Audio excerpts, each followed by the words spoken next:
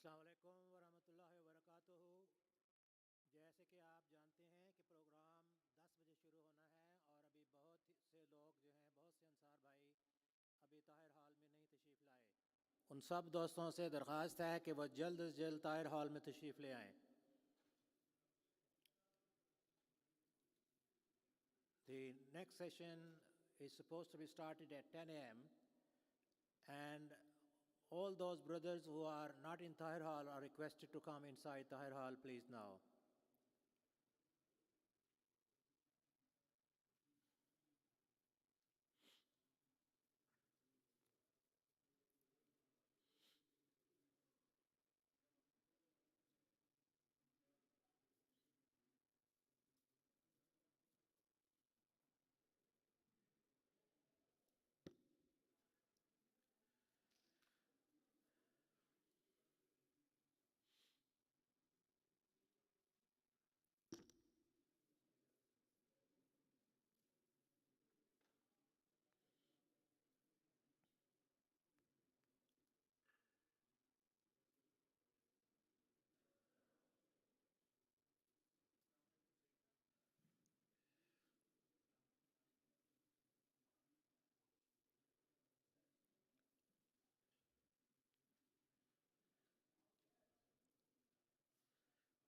Assalamu alaikum wa rahmatullahi wa barakatuhu. Once again, a humble request to all those brothers who are not in Tahir Hall that please proceed to Tahir Hall now, please. تمام وہ انصار بھائی جو ابھی Tahir hall میں تشریف نہیں لائے، ان سے درخواست ہے کہ وہ جلد از جلد طاہر ہال میں تشریف لے آئیں. نیکسٹ سیشن شروع ہونے میں چند ہی منٹ باقی ہیں، بلکہ وقت ہو چکا ہے.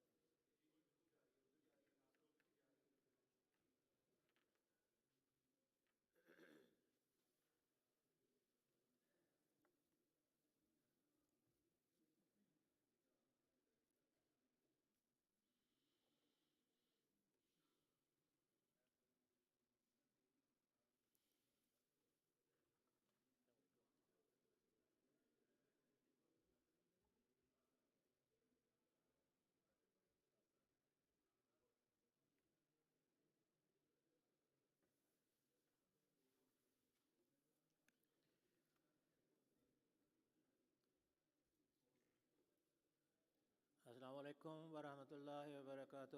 تمام انصار بھائی جو بھی طاہر ہال تشریف نہیں لائے، ان سے درخواست ہے کہ وہ جلد طاہر ہال میں تشریف لے آئیں.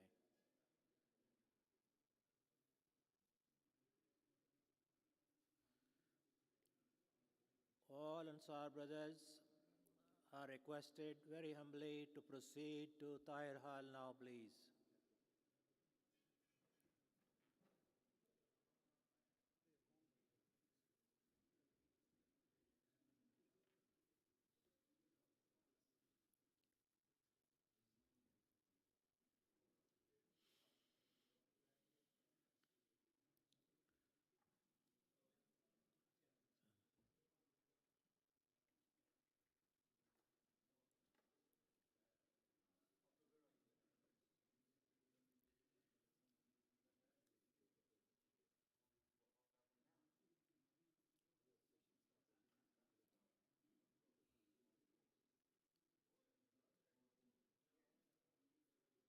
تمام وہ انصار بھائی جو ابھی کھانے کی مارکی میں ہیں یا دوسری جگہوں پہ ہیں، ناصر ہال میں ہیں، ان سے درخواست ہے کہ وہ جلد از جلد یہاں طاہر ہال میں تشریف لے آئیں. اگلے سیشن کا وقت ہو چکا ہے.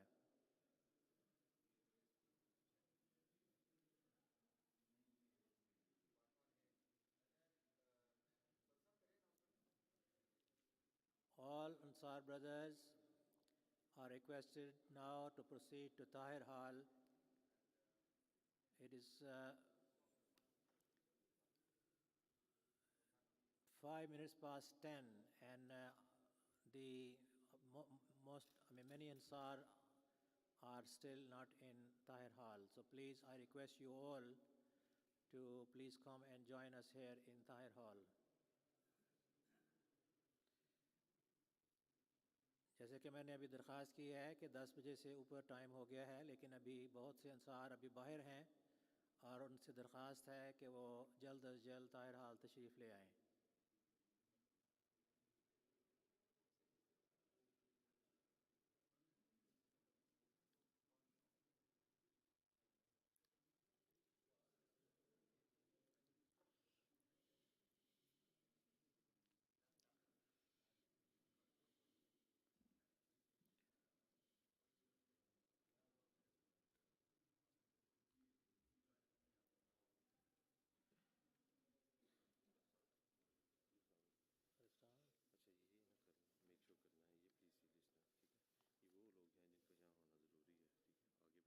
کتنے بجے پرائز ڈسٹریبیوشن؟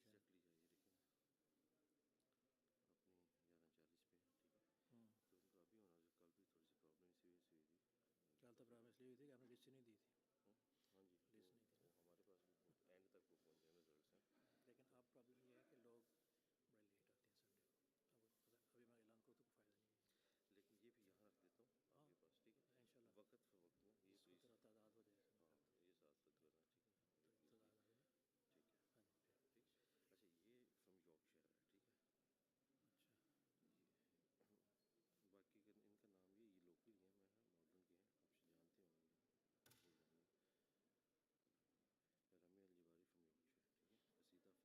ہے، میں مارڈن کے ہیں، آپ جانتے ہوں گے. رمی الجباری فرام یارک شہر، ٹھیک ہے؟ قصیدہ فرسٹ پرائز، یہ تھرڈ ہے، اس کو کل آنا ہے، اس کے ساتھ ملنا تھا. یہ بس آپ نام پڑھ دیجیے گا کہ یہ لوگ یہاں موجود ہو. ٹھیک ہے. یہ میں یہیں چھوڑ. السلام علیکم ورحمۃ اللہ وبرکاتہ.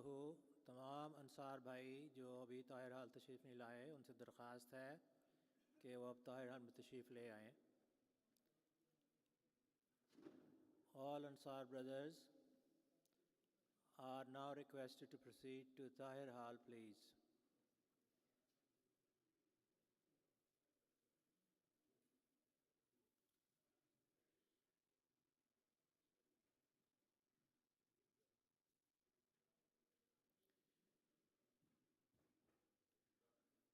تمام وہ انصار بھائی جو کھانے کی مارکی میں ہوں یا ناصر حال میں ہوں یا باہر ہیں، ان سے درخواست ہے کہ وہ جلد از جلد طاہر حال میں تشریف لے آئیں.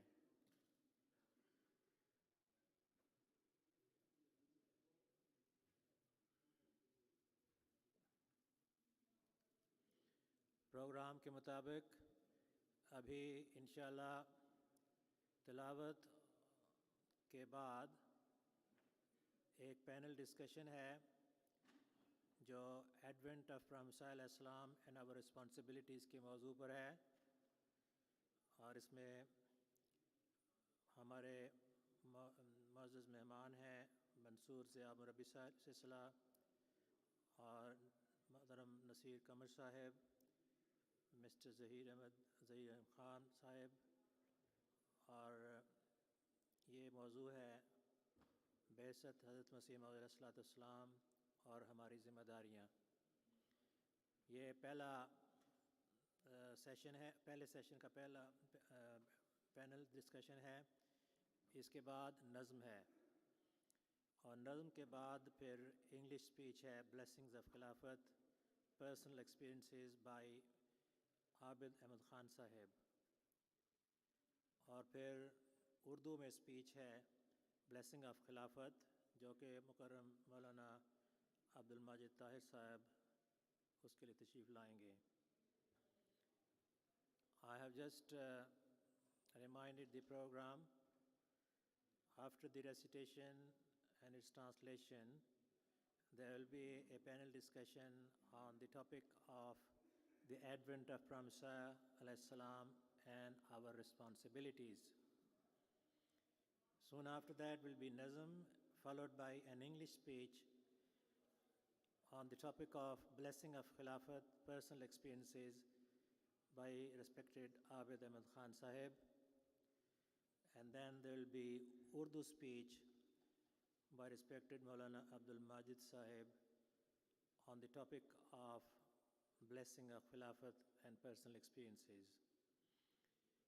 And at 11:40, according to the program, there will be prize distribution, and all those Ansar brothers who have won the first prizes are supposed to sit in the front.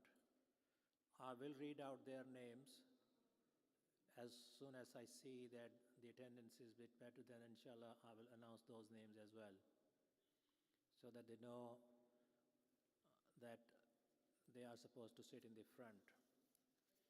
In case they are not here, if you know them, please let them know, because before the program starts, I would like to read their names.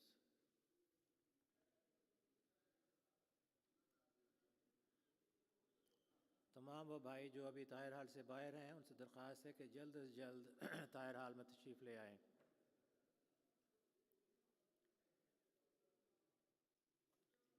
All Ansar brothers are now humbly requested to come and join us here in Tahir Hall.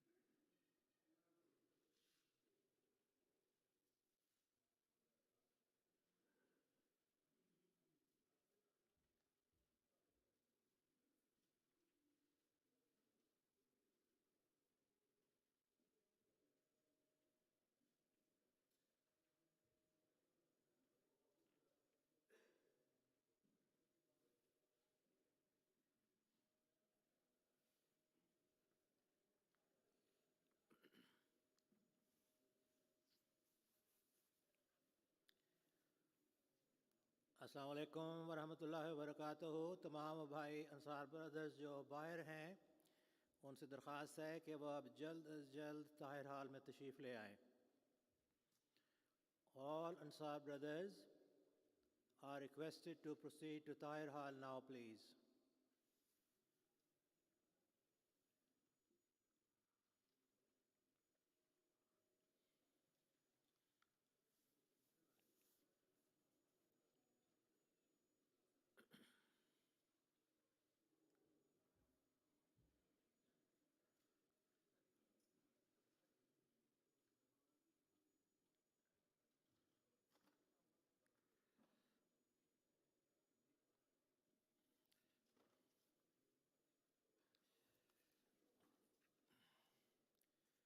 जिन अहबाब ने इनामात हासिल करने हैं, उनके नाम एक दफ़ा पढ़ देता हूँ. अगर वो यहाँ मौजूद नहीं हैं और आप उनको जानते हैं तो बराए मेहरबानी उनको बता दें. I just made a request that I'm going to read the list of those who are supposed to win their prize, have received their prizes. So if they are here, fine. If not, please let them know if you know them, please.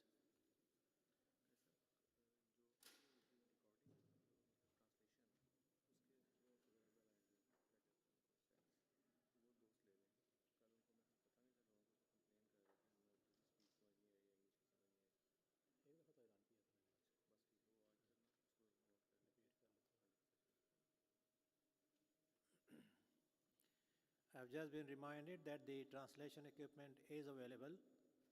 So if you need, please get one, and inshallah then you will be able to listen to all these speeches in Urdu as well.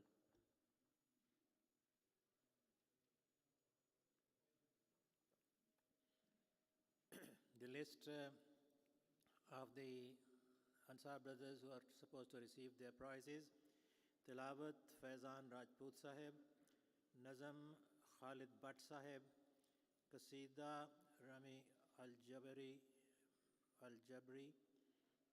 from Yorkshire, and also Kamal Zayan Biroji. And then prepared speech is Kaleem Tahir Sahib, and prepared speech is Abdul Sami Abid Sahib. Extempore speech is Asif Ali Parvez Sahib. Extempore speech in English is Tahir Torre from Southwest. Extempore essay writing Muhammad Rafiq Bhatti Sahib from Clapham. And Badbazi is Bashir region first, and Paigam Rasani is Muqami region. The team should come forward and collect the prize. Essay writing Osman Ahmed Ali from Bournemouth, and essay writing Dr. Qudus Hafiz Sahib from Bolton. Essay writing Urdu Sajid Latif from Birmingham. Best region Quran is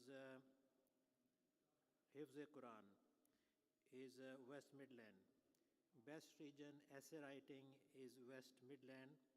Best region Talim paper is South. Best Tabligh Majlis Dudley Majlis. Best Tabligh region Tahir region. Highest Bath achieved Majlis Clapham Junction. Highest Bath achieved region is Baitul Futuh. Best region in Mal is South. Best Majlis in Mal who collect 100% budgets. Redbridge South, Nottingham, Bradford North East, Selsdon, Thornton Heath South, Tooting Beck, Walsall, Birmingham Centre, Upper Mitcham, Tooting and Doncaster. Best region charity walk is Baitul Futuh. Best region charity walk, Best Majlis is Merton Park.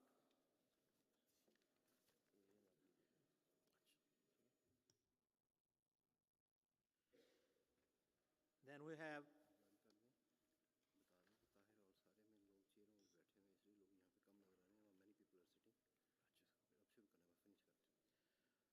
अस्सलाम वालेकुम। मुझे बताया गया है कि बहुत से लोग जो दो चेयर्स पे बैठना चाहते हैं वो नासिर हाल में तशरीफ़ रखते हैं, इसलिए माशाल्लाह काफ़ी लोग सुनने वाले मौजूद हैं, इसलिए जलसे की कार्रवाई अब शुरू होती है। The session now is going to start now, please. Jazakallah.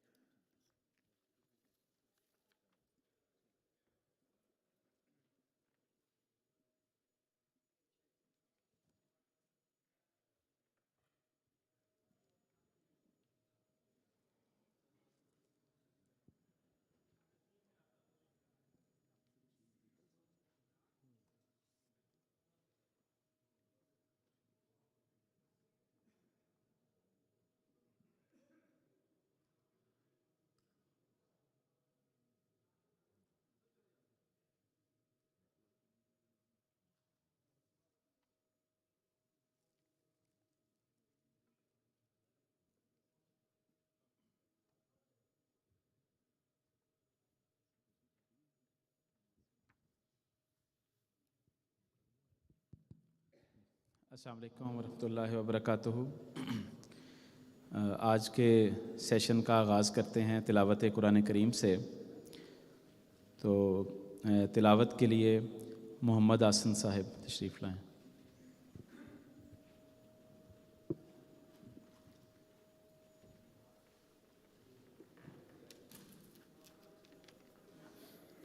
अस्सलाम वालेकुम वरहमतुल्लाह।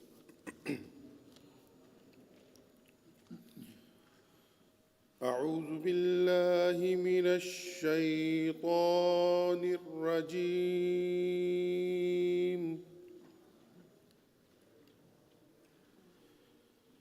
بسم الله الرحمن الرحيم.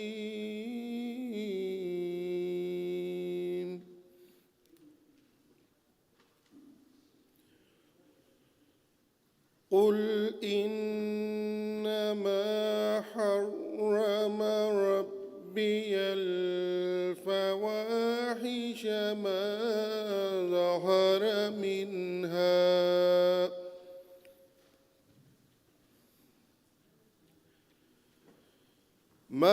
ظهر منها وما بطن والإثم والبغي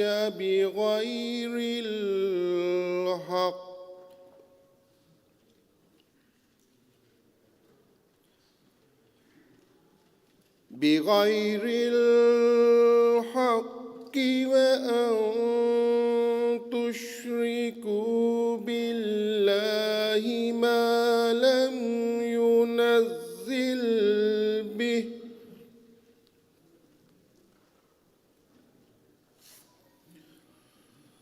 ينزل به سلطانا وأن تقولوا على الله ما لا تعلمون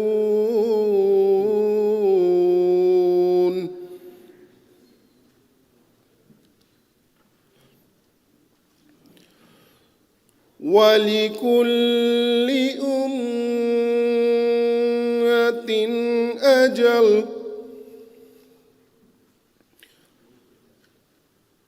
فإذا جاء أجلهم لا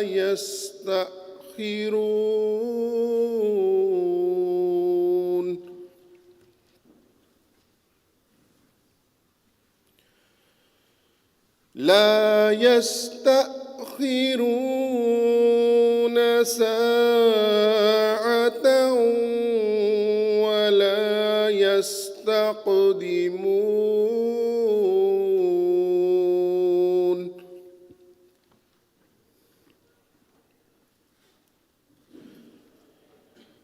يا بني آدم إما يأتينكم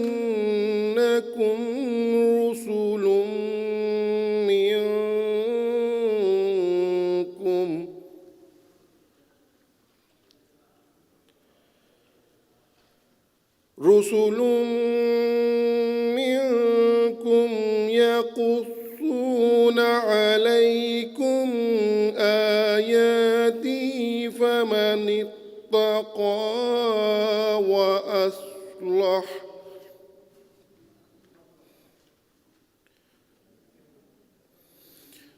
وأصلح فلا خوف عليهم ولا هم يحزنون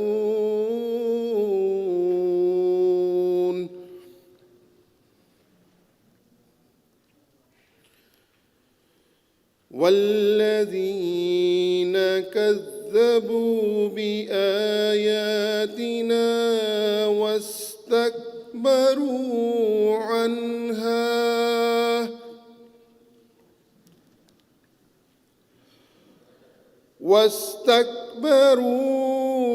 عنها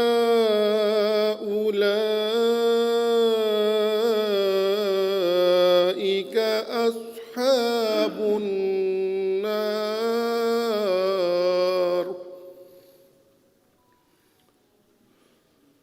هم فيها خالدون.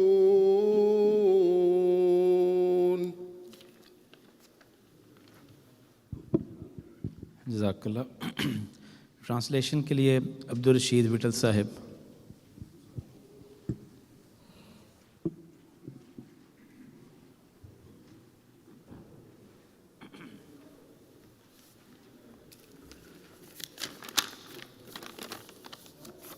Assalamu alaikum. This is the English rendering from the Holy Quran,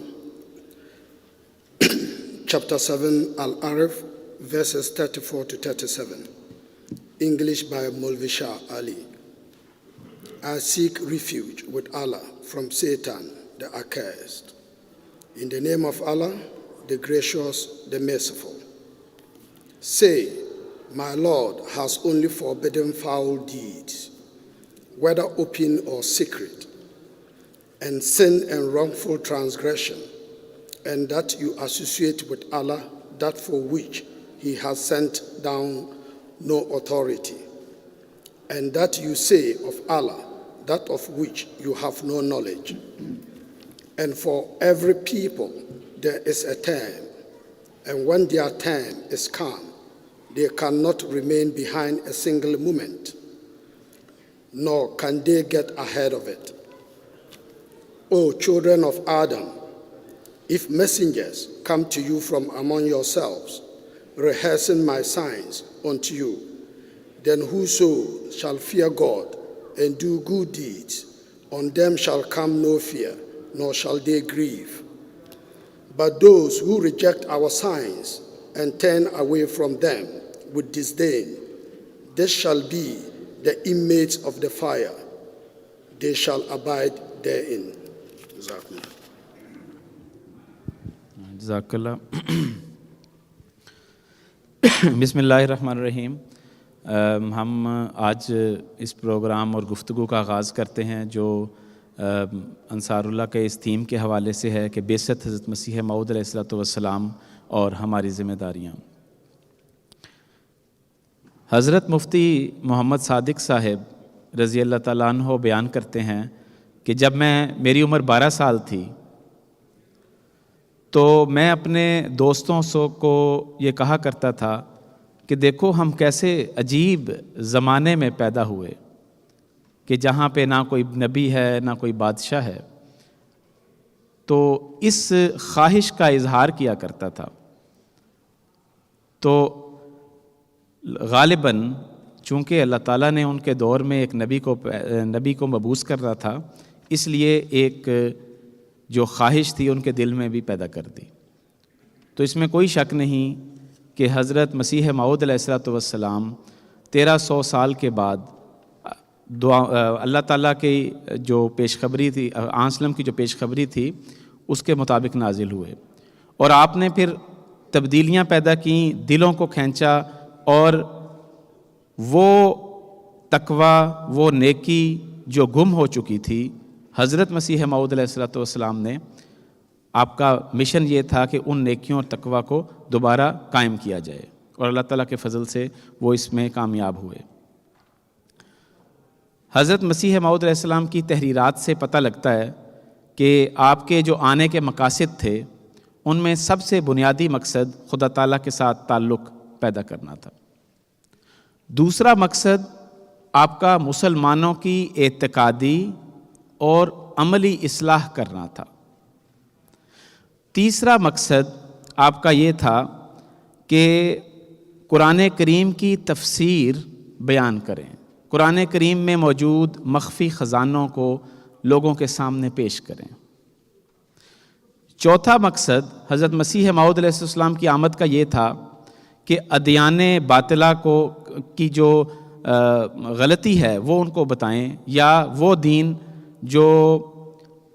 جس پر اب عمل نہیں رہا اس دین کے بارے میں مطلع کریں، بتائیں کہ اصل اور حقیقی دین اسلام ہی ہے، اور خاص طور پر کرسچینٹی اس کا دفاع، اس کے اسلام پر جو حملے ہیں اس کا دفاع کریں. تو یہ آپ کا ایک مقصد یہ تھا. اسی طرح پانچواں مقصد یہ تھا کہ ایک نظام کو قائم کریں، خلافت احمدیہ کے ذریعے، نظام وصیت کے ذریعے، صدر انجمن کے ذریعے، خلافت کے ذریعے اس نظام کو مضبوط بنائیں. یہ حضرت مسیح علیہ السلام کی تحریرات سے یہ چیز عیاں ہوتی ہے کہ یہ آپ کے 5 مقاصد تھے. تو اسی حوالے سے ہم کچھ گفتگو کریں گے. میرے ساتھ شریک گفتگو ہیں محترم نصیر قمر صاحب اور محترم ظہیر احمد خان صاحب، تو جو کسی تعارف کے محتاج نہیں ہے. میں صرف چند ایک باتیں آج کے اس ٹاپک کے حوالے سے پوچھنا چاہوں گا. تو نصیر صاحب السلام علیکم ورحمۃ اللہ. کا پہلا سوال آپ کی خدمت میں یہ پیش کروں گا کہ حضرت مسیح موعود علیہ السلام جب بیعت لیا کرتے تھے تو شرائط بیعت کے بارے میں کہتے تھے کیا تمہیں یہ 10 شرائط منظور ہیں؟ بعض اوقات بعض کو پڑھ کے سنا دی گئیں اور بعض کو پڑھ کے نہیں سنائی گئیں. بس صرف یہ ارشاد ہوا کہ تمہیں یہ 10 شرائط منظور ہیں. اگر وہ منظور کر لیتے تھے تو حضرت مسیح بیعت لیا کرتے تھے.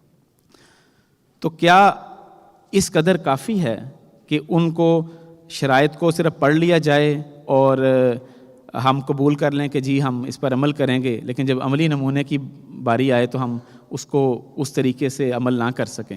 اس حوالے سے کچھ بیان فرما دیں۔ دیکھیں، حضرت مسیح موعود علیہ الصلوۃ والسلام نے جو شرائط بیعت ہمارے سامنے رکھی ہیں، اور جب کوئی بیعت کرتا ہے تو عملاً وہ ایک معاہدے میں داخل ہوتا ہے، اور خدا کے مامور کے ہاتھ پر بیعت کر کے وہ تمام امور جن کی بنیاد پر وہ بیعت کر رہا ہے، جن شرائط کو وہ قبول کر رہا ہے، ان پر عمل کرنے کا ایک وعدہ کرتا ہے۔ اور حضرت اقدس مسیح موعود علیہ الصلوۃ والسلام جب بیعت لیا کرتے تھے تو لوگوں کو یہ بھی کہا بھی کرتے تھے کہ اب آپ نے ایک بہت بڑا عہد باندھا ہے اور خدا کی نظر میں ہیں آپ کہ آپ اس کو پورا کرتے ہیں یا نہیں۔ اور عام عہدوں کے متعلق بھی پوچھا جائے گا تو جو عہد خدا کے مامور کے ساتھ یا اس کے خلیفہ کے ساتھ باندھا جاتا ہے، اس کے بارے میں تو لازماً سوال کیا جائے گا۔ تو حضور علیہ الصلوۃ والسلام کے ارشادات میں بہت ساری ایسی تحریرات بھی ملتی ہیں، فرمودات بھی ہیں کہ جو آپ نے وعدہ کیا ہے اس پہ آپ نے عمل کر کے دکھانا ہے۔ اور اللہ تعالیٰ کے فضل سے حضرت اقدس مسیح موعود علیہ الصلوۃ والسلام کے صحابہ اس پر عمل کرتے تھے، اور ان کی زندگیاں بیعت کا ایک عملی نمونہ ہوا کرتا تھا۔ ورنہ محض ایک زبان سے بات کر لینا اور عمل نہ کرنا، یہ تو انسان کو اور بھی زیادہ گناہ گار بنا دیتا ہے، جیسا کہ قرآن کریم نے فرمایا ہے کہ تم وہ بات کہتے ہو جو تم کرتے نہیں، اور یہ خدا کی ناراضگی کے لیے بہت بڑی بات ہے۔ اس لیے یقیناً جب ہم بیعت کرتے ہیں تو اس پہ عمل کرنا، اس کی شرائط کو سامنے رکھ کے اس پہ عمل کرنا بھی ضروری ہے۔ حضرت امیر المومنین ایدہ اللہ نے آغاز خلافت سے ہی اس موضوع کو اب آپ کے سامنے، ہمارے سامنے بار بار رکھا، اور ایک لمبا سلسلہ خطبات کا ارشاد فرمایا جو شرائط بیعت اور ہماری ذمہ داریاں کے عنوان سے چھپا بھی ہوا ہے، اور مختلف زبانوں میں اس کے تراجم بھی ہو چکے ہیں۔ انہیں بار بار پڑھنا اور سامنے رکھنا بہت ضروری ہے، اور حضور نے اس میں بعض ایسے نمونے بھی بیان فرمائے ہیں کہ کس طرح احمدیوں نے، خصوصاً صحابہ نے، ان شرائط پر عمل کر کے دکھایا۔ جی، جزاکم اللہ۔ زید صاحب، ہمارے جو حضرت مسیح وسلم کی آمد کا جو ایک بنیادی مقصد تھا وہ تھا خدا تعالیٰ کے ساتھ ایک زندہ تعلق پیدا کروانا اس وقت کے لوگوں کا، اور خاص طور پہ آپ نے اپنی تحریرات کے ذریعے سے بھی اور ویسے بھی اپنے عملی نمونے کے ذریعے سے خدا تعالیٰ کی پہچان کرائی، جیسے کہ میں نے ابتدا میں عرض کی۔ تو بحیثیت فرد واحد ہم پر کیا ذمہ داری عائد ہوتی ہے، اور ہم خدا تعالیٰ سے وفاداری ان تحریرات کی روشنی میں کس طریقے سے اپنا عملی نمونہ جو ہے انفرادی طور پہ پیش کر سکتے ہیں؟ بسم اللہ الرحمن الرحیم۔ وفاداری کوئی ایسی بازار میں بکنے والی چیز تو ہے نہیں کہ اسے ہم خرید کے اپنی جیبوں میں رکھ لیں یا اپنے گھروں میں سجا لیں یا اپنی الماریوں میں رکھ لیں تو ہم بہت بڑے وفادار ہو جائیں گے۔ وفاداری کے لیے تو ایک قربانی چاہیے، ایک مجاہدہ، مسلسل مجاہدہ چاہیے۔ اور جیسے آپ نے حضرت مسیح موعود علیہ الصلوۃ والسلام کی آمد کے مختلف مقاصد بیان فرمائے، سب سے بنیادی اور سب سے پہلا مقصد حضرت مسیح موعود علیہ الصلوۃ والسلام نے جو بیان فرمایا وہ یہ تھا کہ خدا اور اس کی مخلوق کے درمیان جو خلیج واقع ہو گئی ہے، جو دوری واقع ہو گئی ہے، اس کو دور کر کے خدا اور اس کی مخلوق کا تعلق قائم کروانا میری بعثت کا مقصد ہے۔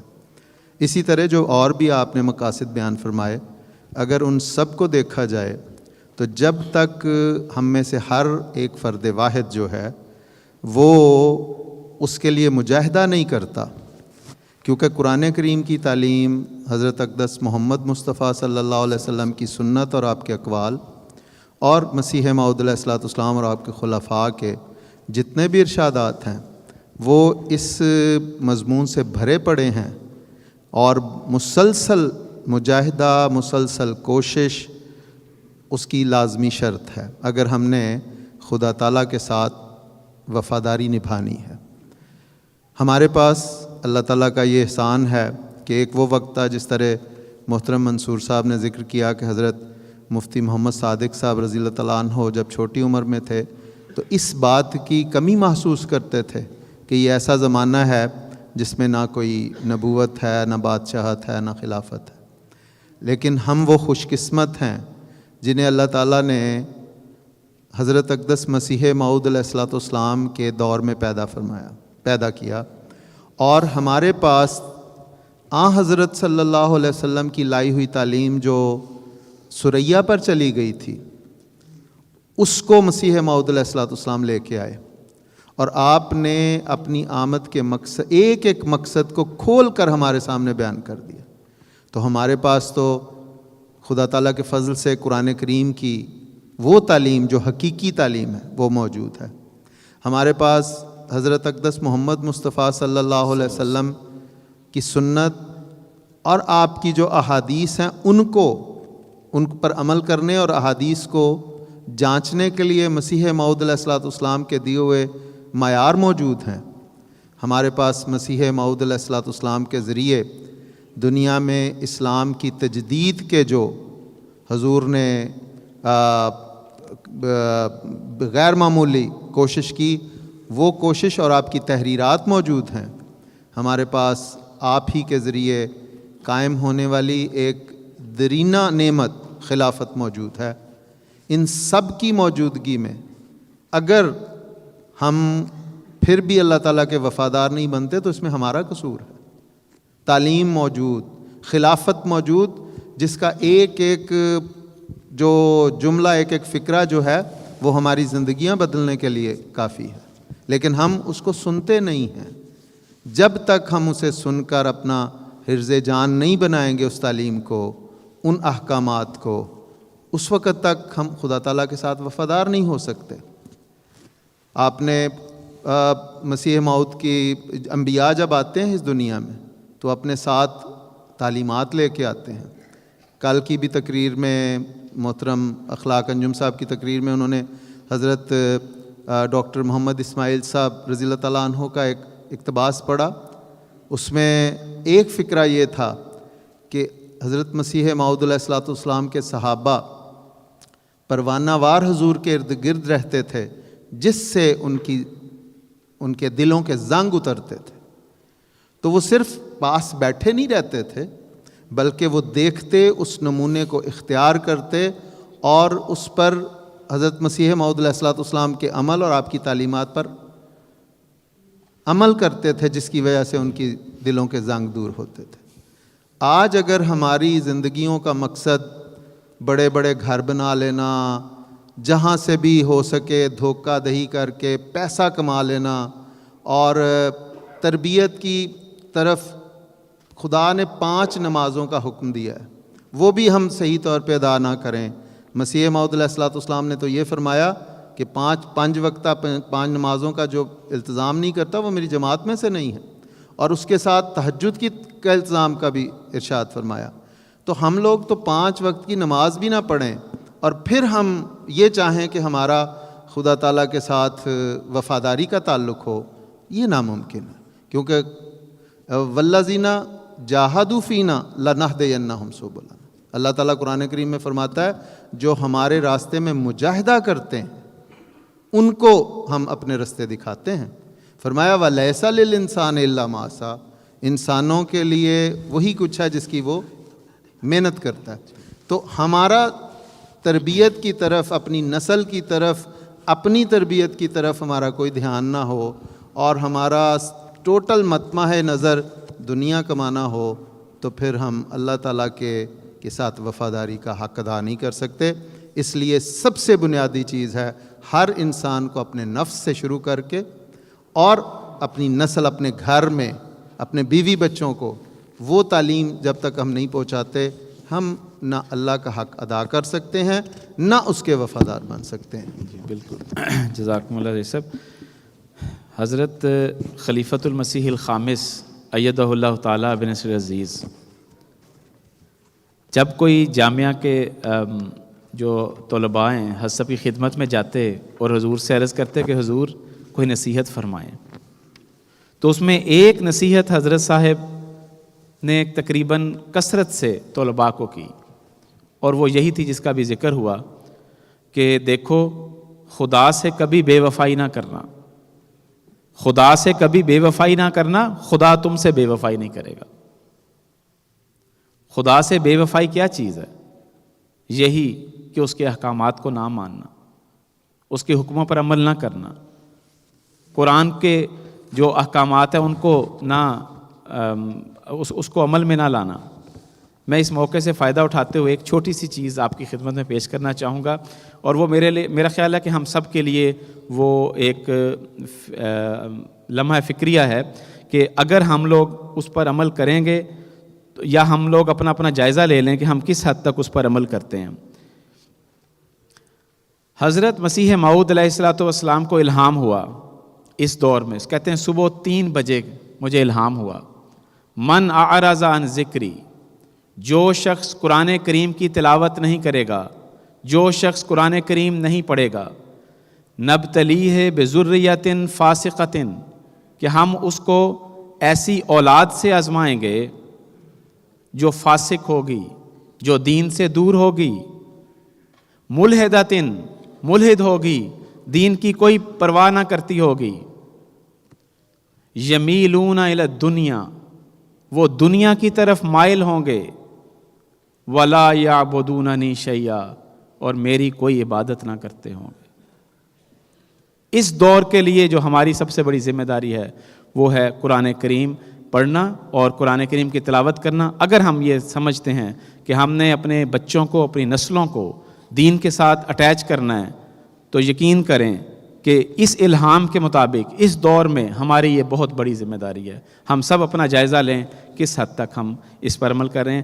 اس کے ساتھ ہی میں جو آج کا اگلا سوال ہے وہ پیش کرنا چاہوں گا محترم نصیر قمر صاحب کی خدمت میں، کہ حضرت جیسا کہ بھی ذکر ہوا کہ حضرت مسیح موعود علیہ السلام کی آمد کا سب سے بنیادی جو مقصد تھا وہ خدا، مخلوق اور خدا کے رشتے میں جو کدورت پیدا ہو چکی تھی اس کو دوبارہ اس کو دور کر کے خدا کے ساتھ ایک مضبوط تعلق قائم کرنا تھا۔ تو کیا اس زمانے میں واقعی مسلمان دور ہو چکے تھے؟ کیا اس زمانے میں واقعی خدا تعالیٰ سے تعلق میں کمی آ چکی تھی؟ مسلمان نمازیں بھی پڑھتے تھے، قرآن بھی پڑھتے تھے، تو کیا ہم کہہ سکتے ہیں کہ وہ خدا سے تعلق میں دور تھے؟ کہ میں سب سے پہلے تو حضرت اقدس مسیح موعود علیہ الصلوۃ والسلام کے الفاظ میں ہی اس کا جواب عرض کرتا ہوں۔ حضور علیہ السلام فرماتے ہیں کہ میں اس لیے بھیجا گیا ہوں کہ تا ایمانوں کو قوی کروں اور خدا تعالیٰ کا وجود لوگوں پر ثابت کر کے دکھلاؤں، کیونکہ ہر ایک قوم کی ایمانی حالتیں نہایت کمزور ہو گئی ہیں اور عالم آخرت صرف ایک افسانہ سمجھا جاتا ہے۔ آپ فرماتے ہیں کہ ہر ایک انسان اپنی عملی حالت سے بتا رہا ہے کہ وہ جیسا کہ یقین دنیا اور دنیا کی جاہ و مراتب پر رکھتا ہے اور جیسا کہ اس کو بھروسہ دنیاوی اسباب پر ہے، یہ یقین اور یہ بھروسہ ہرگز اس کو خدا تعالیٰ اور عالم آخرت پر نہیں۔ زبانوں پر بہت کچھ ہے مگر دلوں میں دنیا کی محبت کا غلبہ ہے۔ آپ فرماتے ہیں سو میں بھیجا گیا ہوں کہ تا سچائی اور ایمان کا زمانہ پھر آوے اور دلوں میں تقوی پیدا ہو، سو یہی افعال میرے وجود کی علت غائی ہیں۔ حضرت اقدس مسیح موعود علیہ الصلوۃ والسلام کی بعثت کے مختلف مقاصد کا یہاں پہ ذکر ہوا۔ حضور علیہ الصلوۃ والسلام نے اپنے ایک اقتباس میں جو حضور کا ارشاد ہے اس میں بڑی جامعیت سے اس کو سمویا ہے، اور آپ ہی کے مقدس اور بابرکت الفاظ میں آپ کے سامنے رکھتا ہوں۔ آپ فرماتے ہیں انبیاء علیہم السلام کے دنیا میں آنے کی سب سے بڑی غرض اور ان کی تعلیم اور تبلیغ کا عظیم الشان مقصد یہ ہوتا ہے کہ لوگ خدا تعالیٰ کو شناخت کریں اور اس زندگی سے جو انہیں جہنم اور ہلاکت کی طرف لے جاتی ہے اور جس کو گناہ آلود زندگی کہتے ہیں، نجات پائیں۔ حقیقت میں یہی بڑا بھاری مقصد ان کے آگے ہوتا ہے۔ بس اس وقت بھی جو خدا تعالیٰ نے ایک سلسلہ قائم کیا ہے اور اس نے مجھے مبعوث فرمایا ہے، تو میرے آنے کی غرض بھی وہی مشترک غرض ہے جو سب نبیوں کی تھی، یعنی میں بتانا چاہتا ہوں کہ خدا کیا ہے، بلکہ دکھانا چاہتا ہوں اور گناہ سے بچنے کی راہ کی طرف راہبری کرتا ہوں۔ سوال یہ ہے کہ جو ہم میں سے ہر ایک کو جائزہ لینا ہے کہ جب ہم نے حضرت مسیح موعود علیہ الصلوۃ والسلام کے ہاتھ پر بیعت کی تو کیا ہم اس مشترک غرض کو جو سب نبیوں کے آنے کی تھی اس کو پورا کر رہے ہیں؟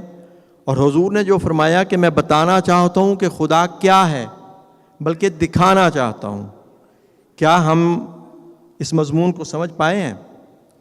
خدا کو دکھانا شہادت سے تعلق رکھتا ہے. کیا ہم یہ کہہ سکتے ہیں کہ ہم نے کچھ نہ کچھ خدا کو ضرور دیکھا ہے؟ اور یہی وہ بات ہے جو کلمہ شہادت میں بھی مذکور ہے.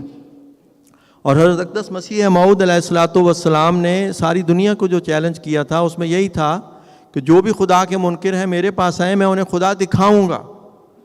اور اللہ تعالیٰ کے فضل سے آپ کے صحابہ نے خدا کو دیکھا. اور خدا کو کیسے دیکھا جا سکتا ہے اس کی بھی آپ نے وضاحت فرمائی جگہ جگہ کہ خدا کو تو ان آنکھوں سے تو کوئی نہیں دیکھ سکتا. خدا خود اپنے وجود کو ظاہر کرتا ہے اپنے نشانات کے ذریعے، دعاؤں کی قبولیت کے ذریعے، سچی رویا اور کشوف کے ذریعے، الہامات کے ذریعے.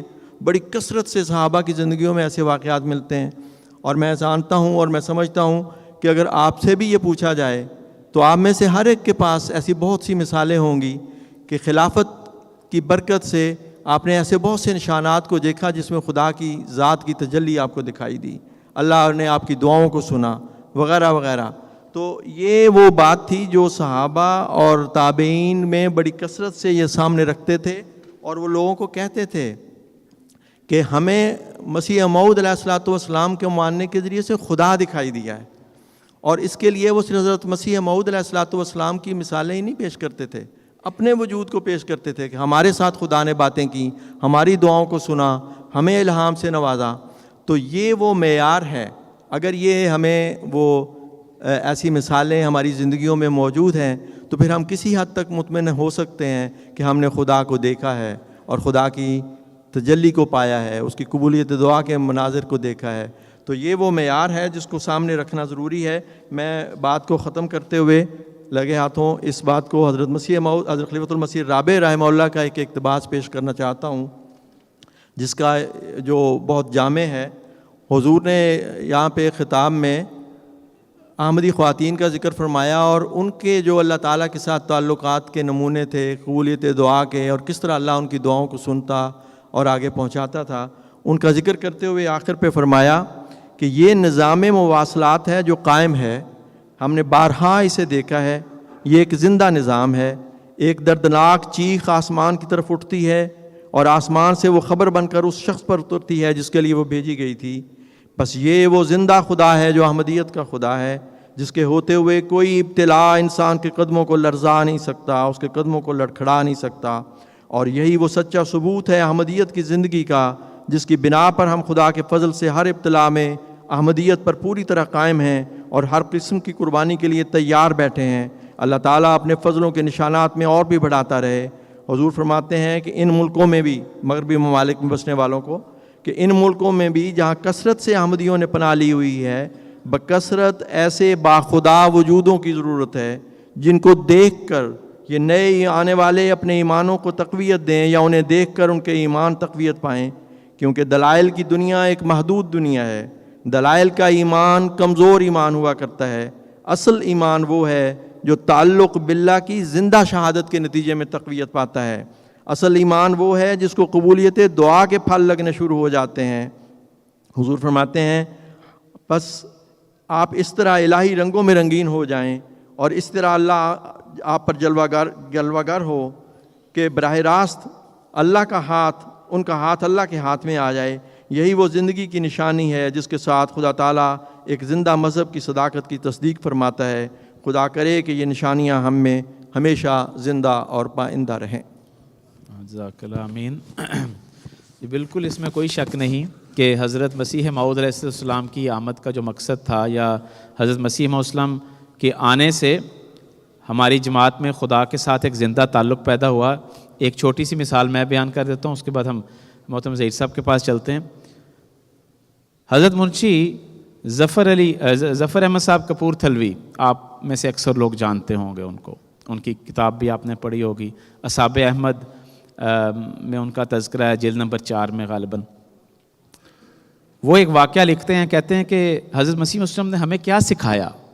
حضرت مسیح وسلم نے ہمیں زندہ خدا کا تعارف کروایا، وہ خدا جو جس کو بھول چکے تھے. کہتے ہیں کہ ایک دفعہ مجھے کسی نے کہا کہ آپ گھر سے اطلاع آئی کہ آپ کے جو پوتے ہیں وہ شدید بیمار ہیں ٹائیفائڈ سے. کہتے ہیں میں نے اتنی پرواہ نہیں کی, لیکن دوبارہ اطلاع آئی کہ وہ اب اس کا بچنا ممکن نہیں ہے. تو وہ کہتے ہیں کہ جب مجھے یہ اطلاع ملی, رات کا وقت تھا, میں ایک کمرے میں چلا گیا اور میں نے وضو کرنے کے بعد 2 رکعت نوافل کی نیت کی, اور میں نے اتنے لمبے سجدے کیے, اتنی دعائیں مانگی, اور ساری رات میں سجدے میں پڑا رہا, دعائیں مانگتا رہا. صبح کے قریب مجھے الہام ہوا کہ تنگ کیوں کر رکھا ہے, آرام تو آ گیا. تو یہ تھا زندہ خدا سے تعلق.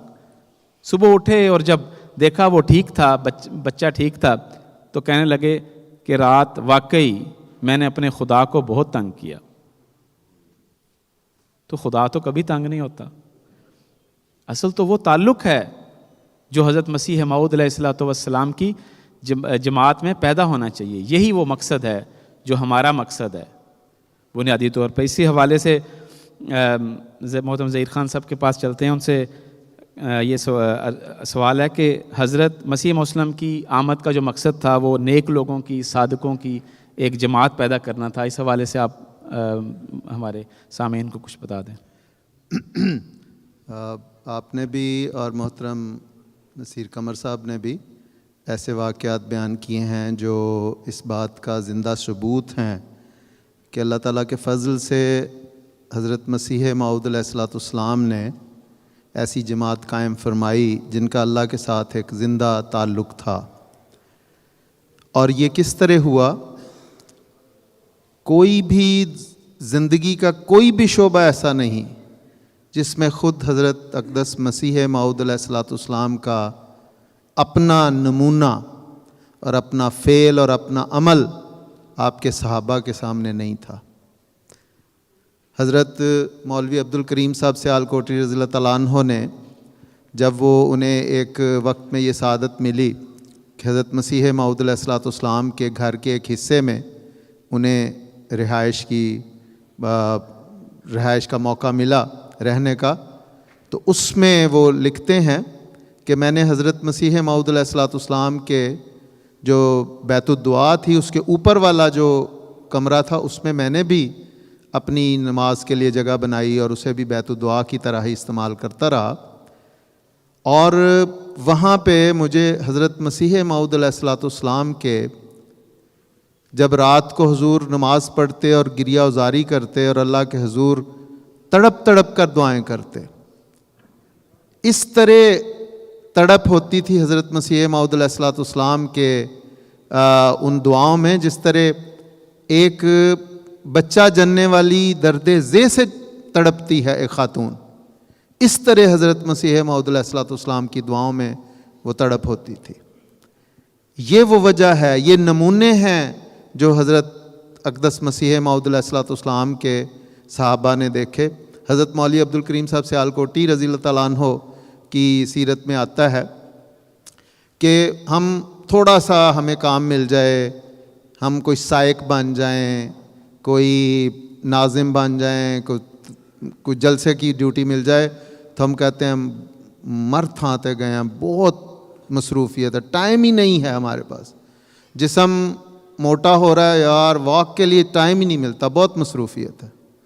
حضرت مسیح موعود علیہ الصلوۃ والسلام خدا کا نبی جب دنیا میں آتا ہے اور جو کام اس کو ملتے ہیں, اس کے باوجود آپ کا مخلوق خدا کے ساتھ حقوق العباد میں کیسا اعلیٰ نمونہ تھا.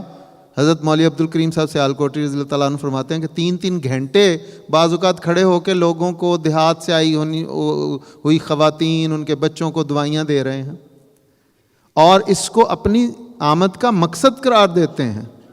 تو یہ وہ نمونے دیکھ کر اللہ تعالیٰ نے آپ کے ذریعے ایک ایسی جماعت قائم فرمائی کہ جنہوں نے, جیسے میں نے عرض کی کہ حضرت خلیفۃ المسیح اول رضی اللہ تعالیٰ عنہ اپنا سارا کچھ چھوڑ چھاڑ کے حضور کے قدموں میں آ گئے. کئی ایسے صحابی جن کی اپنی گدیاں چلتی تھیں, ان سب کو چھوڑ چھاڑ کے دنیا کو لات مار کے حضور کے قدموں میں آ کے آباد ہو گئے.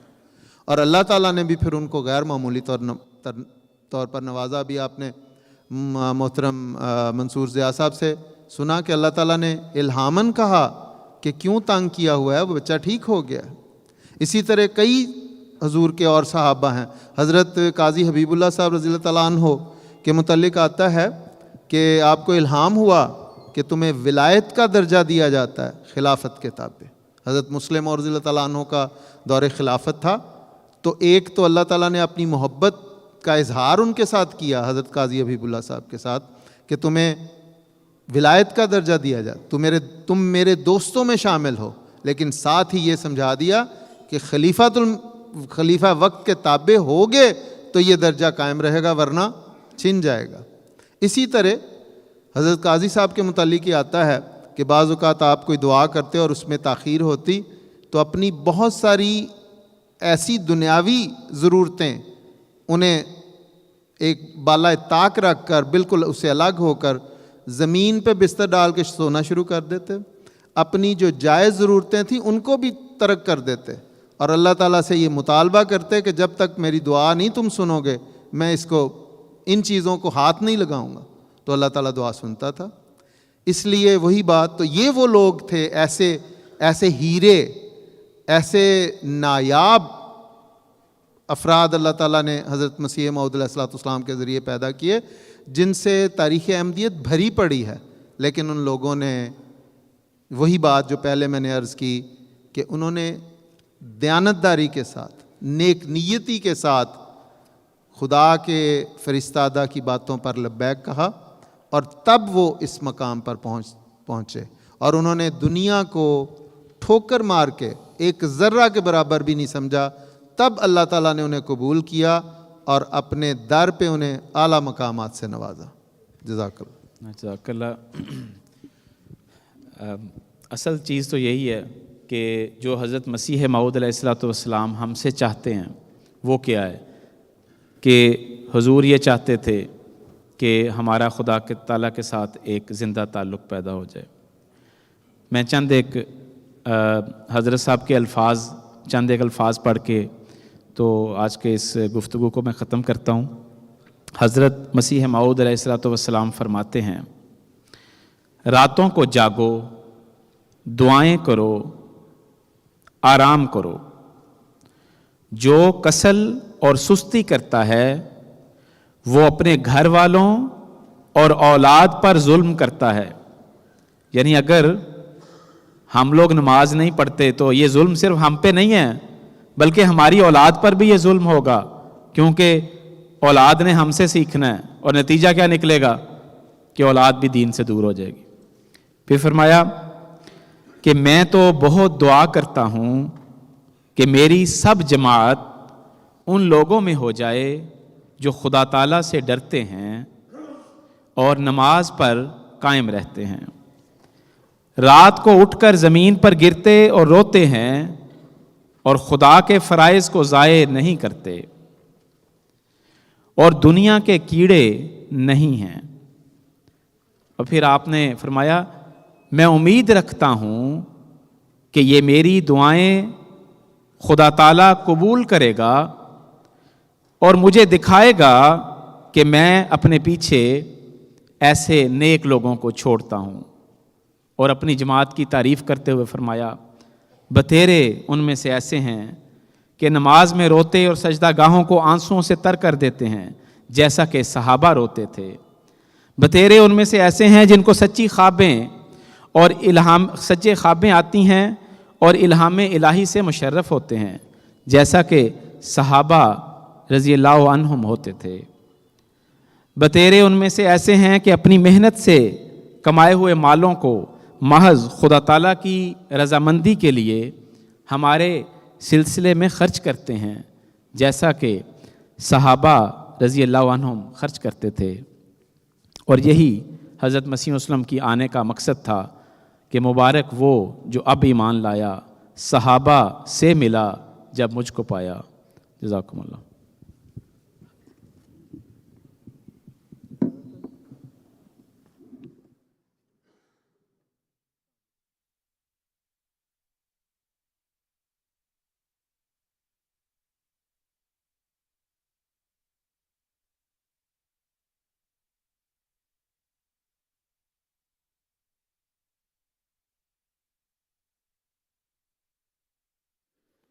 السلام علیکم ورحمۃ اللہ وبرکاتہ. سب سے پہلے تو میں عرض کرنا چاہوں گا کہ ٹرانسلیشن کے اکوپمنٹس موجود ہیں. جن لوگوں کو ضرورت ہو اردو سے انگلش یا انگلش سے اردو وہ لے سکتے ہیں. I've just announced that the translation equipments are available. So if you need to have the translation from Urdu to English or English to Urdu, you are welcome to get one and benefit from it. The other thing is that there are some things like house keys, car keys, and other AIM card. They are available, and we have just found some. They are available at the main gate. And as you know, the next session is now going to start, please.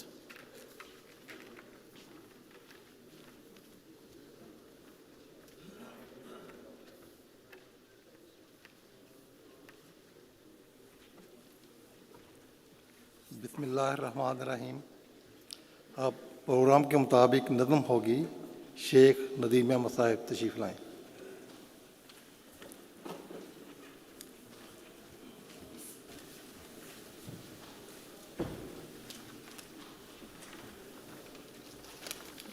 السلام علیکم ورحمۃ اللہ. منظوم کلام سیدنا حضرت مسیح موعود علیہ الصلوۃ والسلام.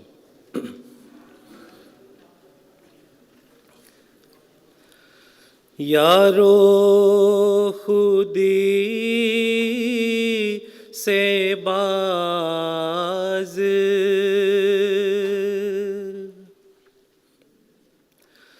بھی آؤ گیا نہیں.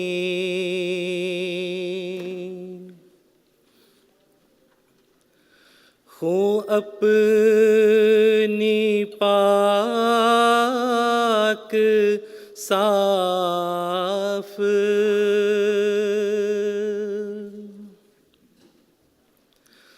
بناؤ گیا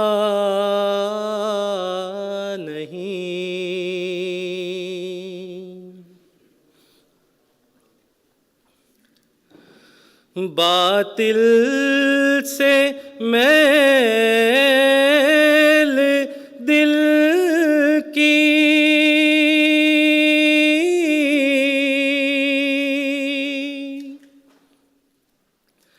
ہٹاؤ گے یا نہیں.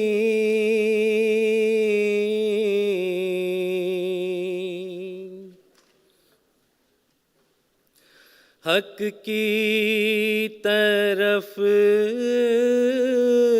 رجوع بھی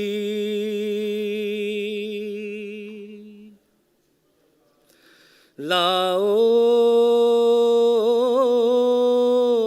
گیا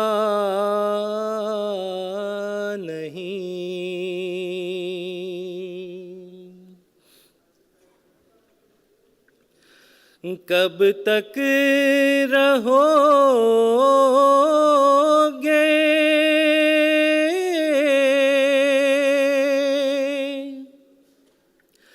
ضد و تعصب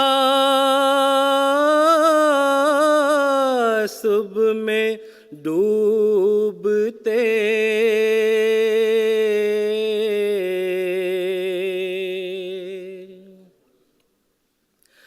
آخر قدم بصدق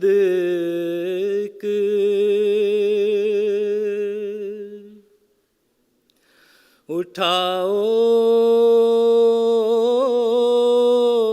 گیا نہیں.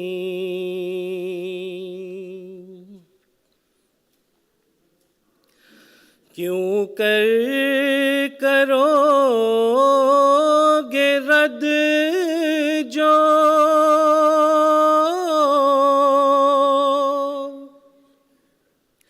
محقق ہے ایک بات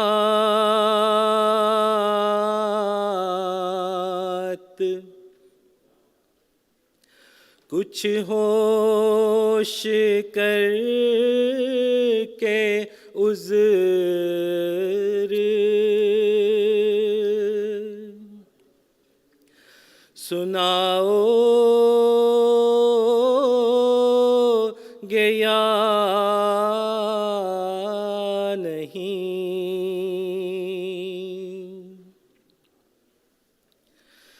सच सच कहो अगर न बना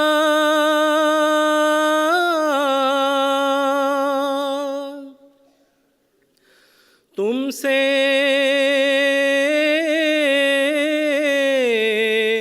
कुछ जवाब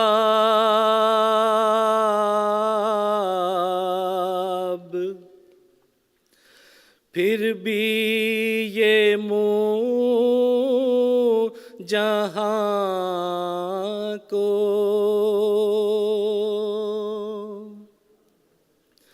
दिखाओ गया नहीं हूँ अपनी पाक साफ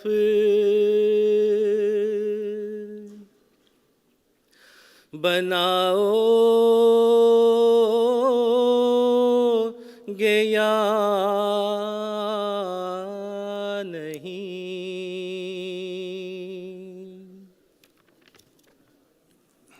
जज़ाकमुल्लाह।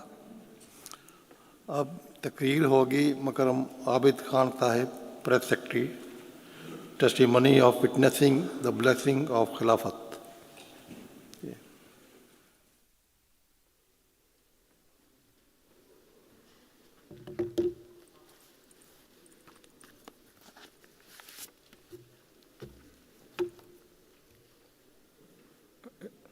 Auzubillahi minash shaitanir rajeem. Bismillahir Rahmanir Rahim.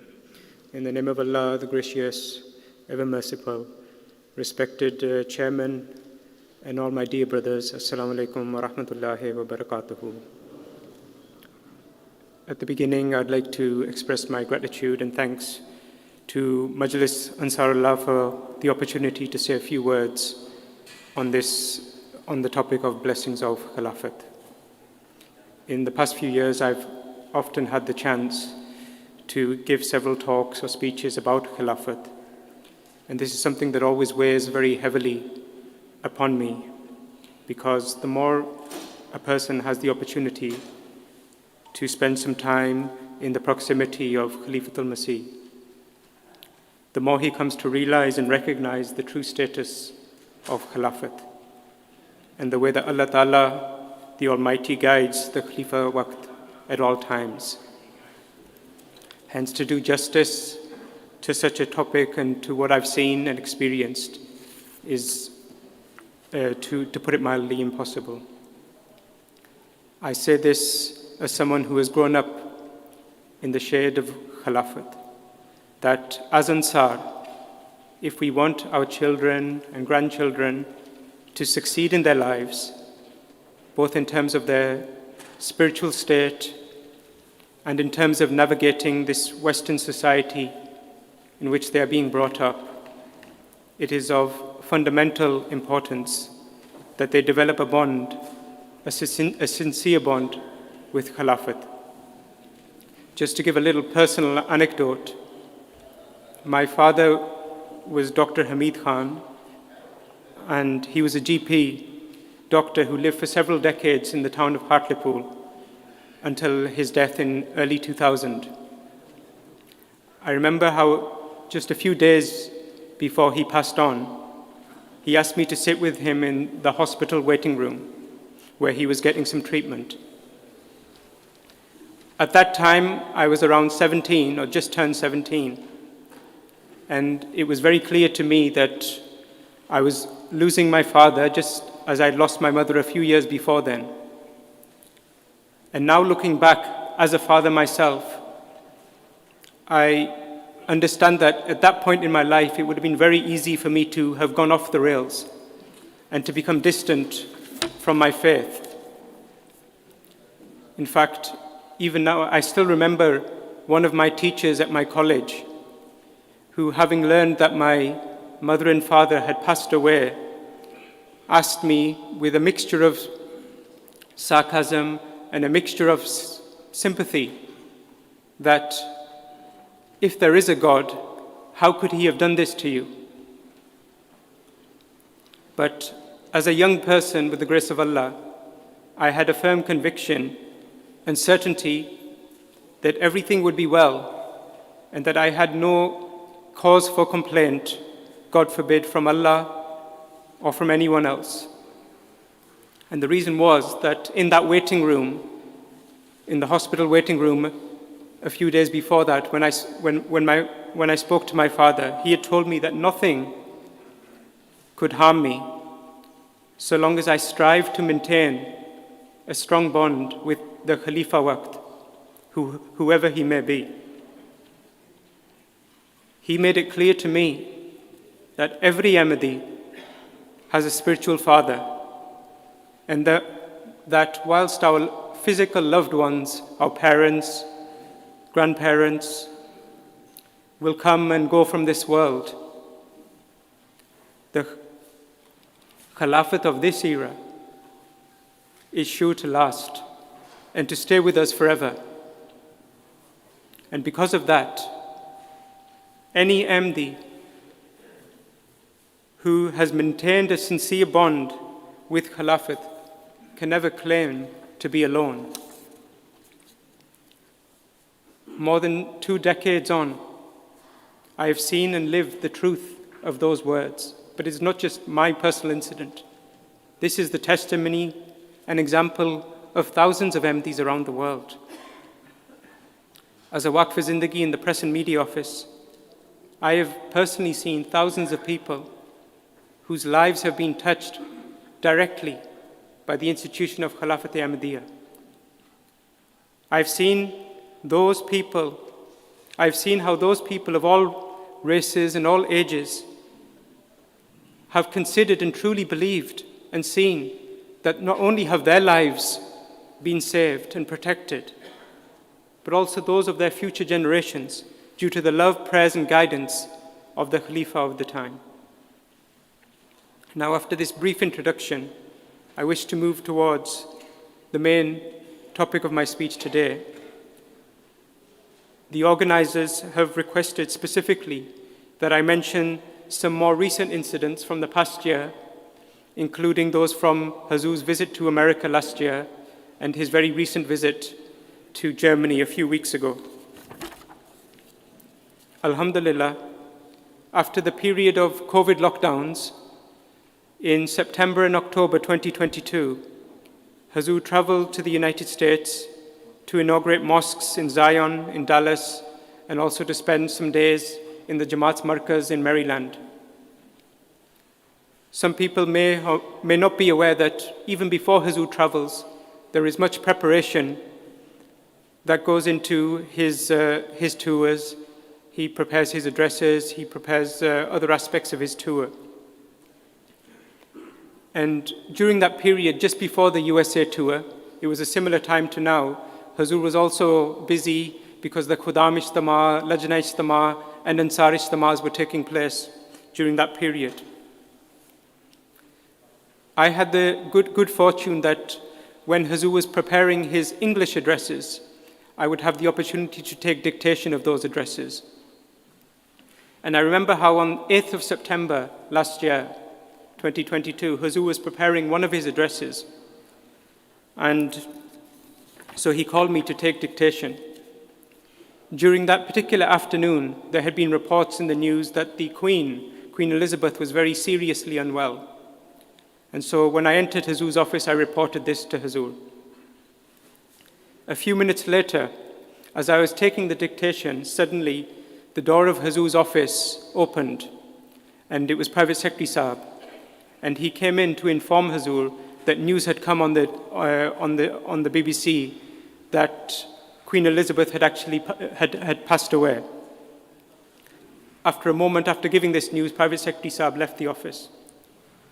At that moment, I felt fortunate to witness the reaction of Hazur firsthand as he was given the news that the British monarch had died. This was something that had not happened since the time of Hazrat Muslim Maud. And as always, I witnessed great dignity and balance in the reaction of Hazur. Hazur paused his work for a moment, and Hazur commented that just a day or two before, there had been a photo of the Queen receiving the new Prime Minister. I responded from my side that Jizur, yes, and that the Queen had shown a lot of fortitude and strength to be able to receive and continue her duties even until a day or two before her demise. Hazur expressed his agreement with this, and then he indicated that we should resume the work. At that moment, I was reminded, and I saw that where my mind had wandered by the breaking news, the work of Khalifatul Masih, the work of the Jamaat, the work of the mission of the promised Messiah continues always, no matter what the circumstances.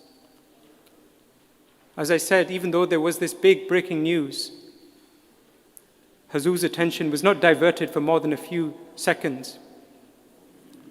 Hazur continued with his work. Then, once it was complete, then he mentioned the passing of the Queen again. Hazur instructed that a statement of condolence should be issued on his behalf immediately. I also mentioned to Hazur that the Khuddam Ijtema was due to start the following morning, or the following day. And I asked Hazur if there was any instructions, did the Ijtema need to be postponed, cancelled, anything like this. As I said, most of us had not been born the last time a British monarch had passed away. And so we were not sure exactly how to react. And it is at such times that Khalifa work guides us about what is appropriate, what is required according to the teachings of Islam. Hazur said to me that unless there is any order of the government, there was no need to cancel the Ijtema or to delay it in any way. He said only that some of the sports events could be scaled back a little bit, because during sports event, Atfal and Khuddam find it difficult to control their emotions, and they would be cheering or raising slogans, and Hazur said that could perhaps upset or distress the neighbors. Later, Hazur also mentioned that he wished to mention the Queen in his address at the Khuddam Ijtema from this perspective, that as Ahmadis we should express our gratitude that we were able to establish the markaz of the Jamaat during her reign, and that Khalifatul Masih was able to migrate to this country. Thus, during those days, Hazur set a very beautiful example and taught us as Ahmadis how to react upon the death of a very well-known senior head of state. It is not necessary at all to artificially react or to show some form of pretense in the thought that this may be what others demand or require or may be impressive to them. Instead, one should offer one's sincere sympathies, show due care and respect for the sentiments of others, and then one should move on. Thereafter, in the United States, Hazur was able to present the teachings of Islam with great wisdom and dignity. The United States Jamaat was naturally very excited, very happy at the prospect of the Zion Mosque being opened by Hazur. For Zion was that city which was founded by Alexander Dowie in the 19th century.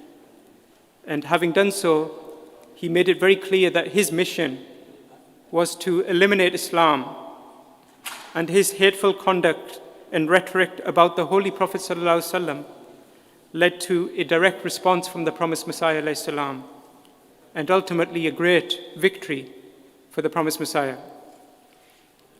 Given this and this unique history, the Jamaat understood that this was a significant and very historic event. However, when Hazur reached Zion, one of the things that I was informed by some of the local Jamaat members was that the media were asking one question, and the local Jamaat weren't sure how to respond to it. The question was that the promised Messiah had used very firm language, direct language, in his response to Alexander Doi. And how did this square with the fact that we as a Jamaat claim to be very peaceful? Our motto is love for all, hatred for none. Again, it is in such circumstances where Khalifatul Masih guides us, because he is the person who understands better than anyone else in the world the meaning of the words and the conduct of Hazrat Masih Maud alayhi salam. And rather than to avoid this topic, in his speech, Hazur addressed it head on. Hazur said at the reception to mark the opening of the mosque that some of you may query, may ask, why did the promised Messiah use firm language when addressing Mr. Doi? And you may question how this squares with his claim of preaching love and compassion. Hazur continued, however, there is absolutely no contradiction between the peaceful teachings of the promised Messiah and his response to Alexander Doi. Hazur went on to explain that the promised Messiah alayhi salam never called for any form of violent or extreme reaction to Doi's anti-Islam sentiments and statements.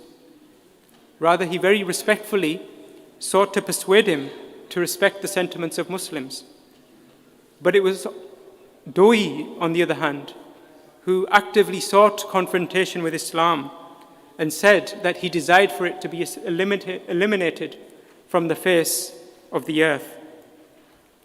So in his address, Hazur continued by saying, in response to such extreme rhetoric and vitriol, the founder of the Ahmadiyya Muslim community, alayhi salam, sought to ensure that thousands or even millions of innocent people were not harmed, which would have been the case if Mr. Doi's desire for religious wars between Christians and Muslims were ever realized.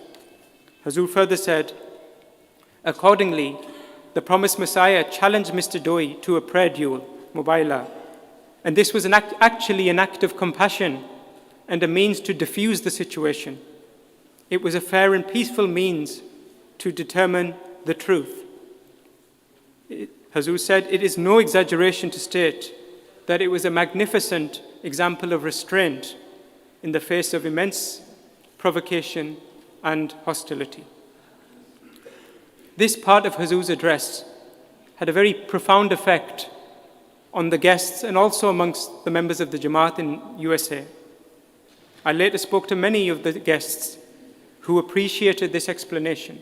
The journalists who had been asking the questions appreciated this understanding, this interpretation and explanation, and reported on it.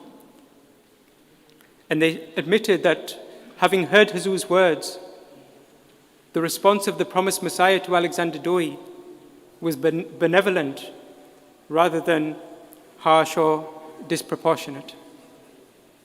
Many Ahmadis also felt great relief and pride that they too now understood how to respond truthfully to this question. Many of you may have seen on MTA how during the course of that reception, the mayor of Zion presented Hazur with the key to the city. And after receiving the key to the city, Hazur remarked that he thanked the mayor for granting him the key. And then very memorably, very beautifully, Hazur said, and now the key to this city is in safe hands. Here again, Hazur's comment was profound. Hazur had been handed the key to that city that was founded with an open and direct desire to eliminate Islam, and where its founder had spoken in the most demeaning terms about the promised Messiah alayhi salam. Yet now, more than a century later, that city had welcomed the fifth Khalifa of the promised Messiah ﷺ with open arms. And so eloquently, so beautifully, Hazur responded to this by noting that now this key, this town was in safe hands due to the presence of the Jamaat of the promised Messiah ﷺ.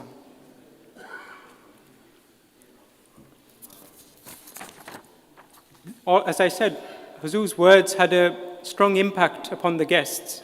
One of the people I met afterwards, he was quite emotional, and he said to me that he had never heard a message of peace like this on TV or anywhere else. And he said that he truly considered that whatever Hazur had said in his address to be a cure to all the problems faced by the world. This was mashallah, very large-scale event. But you also see how Hazur influences people and affects them on a day-to-day level in personal and private situations as well. In every act and every moment, Hazur's conduct, Hazur's demeanor is a means of spreading the message of Islam and dispelling misconceptions about our religion. Hazur himself often speaks of silent tabligh, that is tabligh through good conduct and good manners. And he is the person who exemplifies this before the world better than anyone else. I recall when we were on the flight to America from London, I had the opportunity to sit in a seat which was quite close to where Hazur was sitting. And during the flight, I had the opportunity from time to time to approach Hazur and to ask him if he required anything. Each time, Hazur would say that he was fine and did not need anything. Towards the end of the flight, Hazur stood himself to stretch his legs, and he very graciously walked towards where I was seated. As soon as I saw Hazur approaching, naturally, I stood. Hazur mentioned that a few moments before, the flight attendant had come to him and asked that did Hazur or Hazrat Begum Sahiba require anything to eat or drink. Hazur told me that he had told him that he had mentioned that he did not need anything, but that the flight attendant should ask the Qafla members, Hazur's staff members, if they required anything because they may be hungry or thirsty. As I heard this, I felt very emotional, very humbled, witnessing Hazur's continued love and grace towards those who were accompanying him.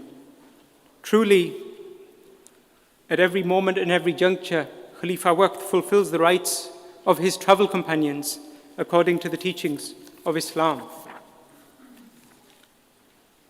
When Hazur returned to his seat, that same flight attendant came to me and he expressed his concern that he wanted to know if Hazur and Hazrat Begum Sahiba were okay. He said that he had asked them several times if they required anything, but every time they very politely declined and said they were fine, did not need anything. The flight attendant said to me, they both seem so humble, so polite, and so kind. He continued by saying, sometimes on our flights, we get very famous people or very senior world-famous dignitaries, but normally they do not take the time to speak to us. However, His Holiness has spoken to me on several occasions today with great affection and love. It has been a privilege of my life to spend this flight in his company. Whereas other VIP guests are often very demanding, His Holiness is just so down to earth, and seeing him, I wish to be near him, I wish to serve him. So here, as on many previous occasions, I saw how the personality and humility of Khalifa Waqt was proving a means of softening the hearts of people who had no link to Islam or to our Jamaat. During the blessed tour of America, Hazur guided the members of the Jamaat with his love and with his prayers. Young children had the opportunity to be blessed by the nearness of Khilafat. I recall how one boy had the chance to meet Hazur, and the boy decided to use that time to ask a very important question. He asked Hazur that, Hazur, we always pray for you, but I wish to know, what do you want us to pray for you? In response, Hazur said to him, you should pray that Allah the Almighty helps the Khalifa Waqt discharge his duties so that the burden Allah Ta'ala has put on his shoulders is properly discharged. You should pray that Allah the Almighty gives the Khalifa the strength and good health that he may discharge his duties for the cause of Islam Ahmadiyyat. And pray that whatever plans the Khalifa of the time has are completed with Allah's help in as short as possible time and in the best possible way. Hazur continued by saying, and you should pray that Allah the Almighty gives the Khalifa Waqt many, many sincere helpers, Sultan-e-Nasir.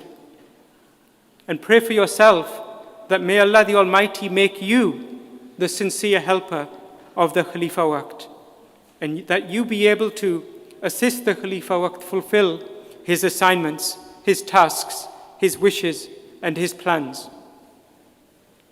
Then, as the tour drew to a close, a young Lajna member, she asked Hazur that Hazur is going to be leaving America in a few days.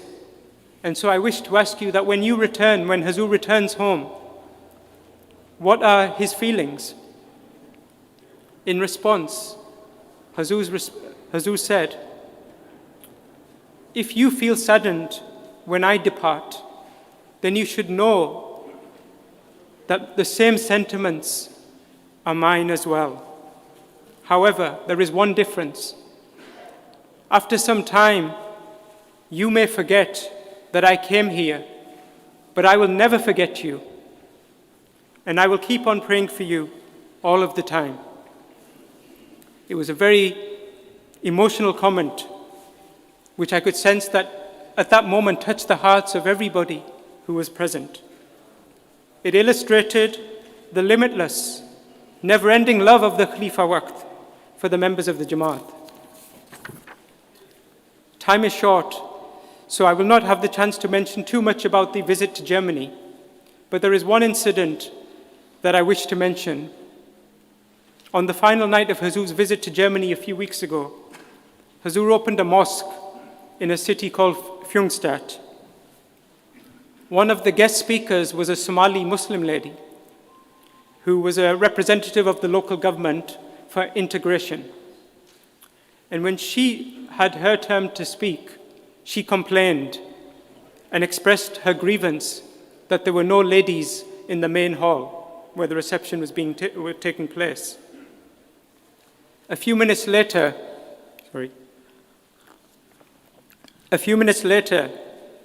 Hazur came to the podium to deliver his address, the keynote address.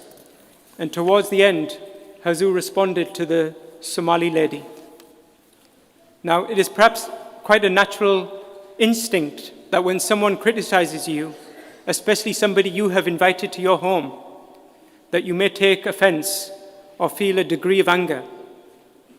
It is quite possible and often a natural reaction to become a little bit defensive or to react in a way that expresses your displeasure.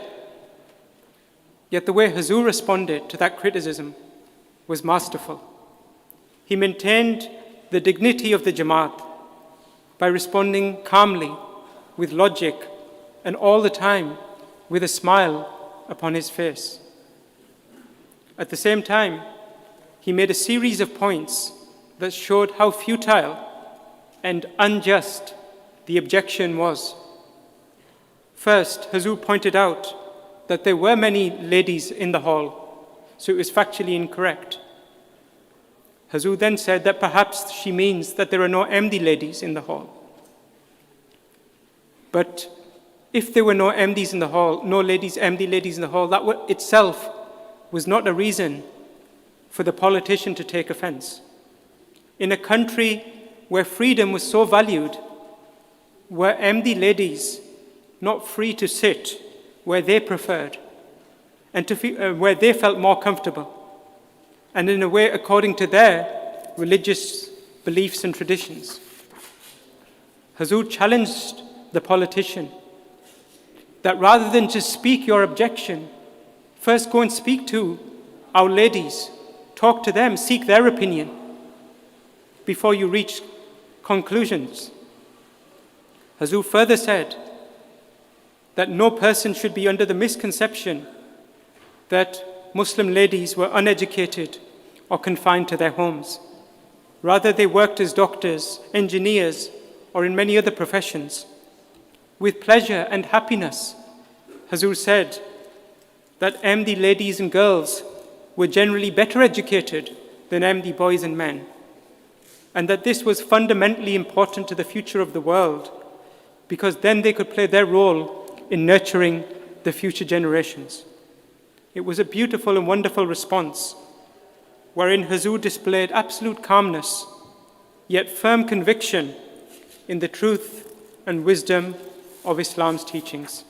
It was a lesson for all of us and our children that we must never fall prey to embarrassment when it comes to our teachings. Furthermore, if others criticize us, we should not become needlessly angry, but should respond persuasively. That is the way of winning hearts and winning minds.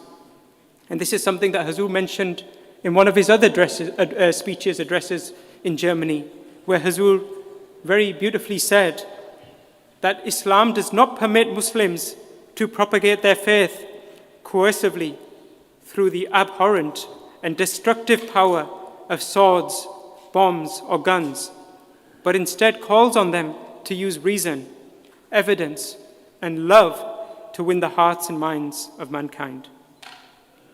Now at the end, I wish to conclude by mentioning a comment of Hazur, which once again illustrates the great love that Khalifa Waqt has for the members of the Jamaat and the burden that lies so heavily upon his shoulders. A few days before last year's visit to the United States, Hazur became somewhat unwell, and for 1 or 2 days, he was unable to lead the prayers in Masjid Mubarak. On one of those days, I reported for mulaqat. I was not sure if Hazur would come to the office, but at the normal time, Hazur came to the office and he called me. Naturally, I was concerned at if Hazur's health was okay, and so I inquired. Upon this, Hazur mentioned that the evening before, he had a family mulaqats. And he said that at the very beginning of the session, he started to feel very unwell. But he continued with the mulaqats, and as the session continued, he continued to feel progressively more unwell. It was only though once the session was complete that Hazur called Dr. Sahib. Upon hearing this, I asked Hazur that why he had not paused the mulaqat session, taken some rest, or called the doctor earlier. In reply, Hazur said, MDs had come from far away to meet me, and I did not wish for any of them to be disappointed or to have to wait for a long period because they had to travel back to their homes. So even though I was unwell, somehow Allah Ta'ala gave me the strength to continue and finish and complete the session. Given that there were no family mulaqats on that particular day when I was meeting Hazur, I asked him that if he would now take some rest. In reply, Hazur said, this week the Khudam Ijtema is coming. Then next week it is Lajna and Ansar Ijtema. I have to prepare for all of them. Then I will have to prepare for the USA tour. And then I'll be busy on the tour. So there is no time for any rest. Hazur said this smiling.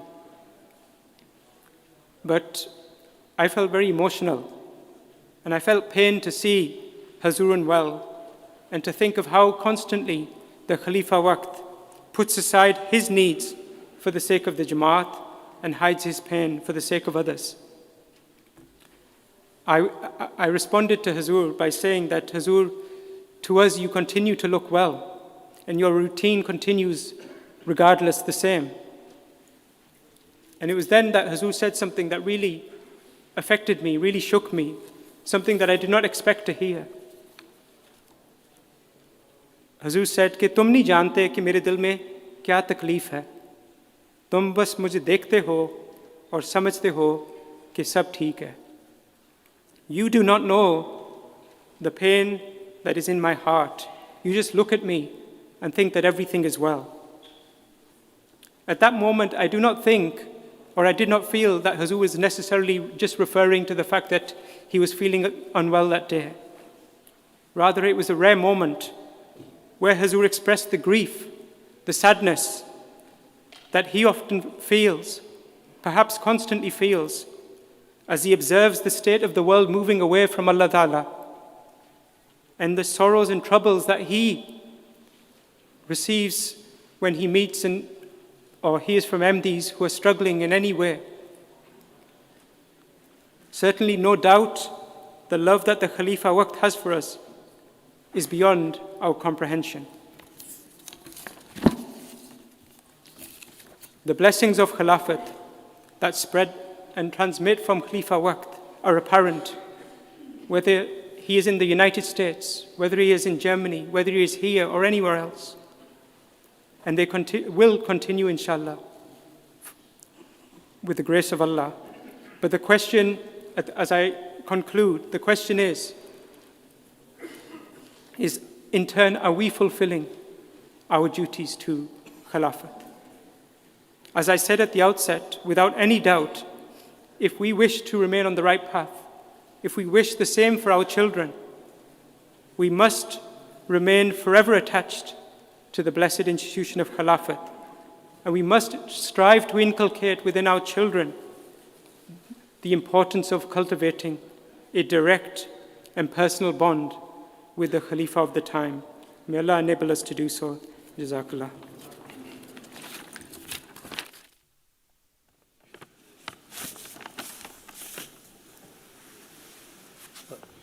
Jazakumullah.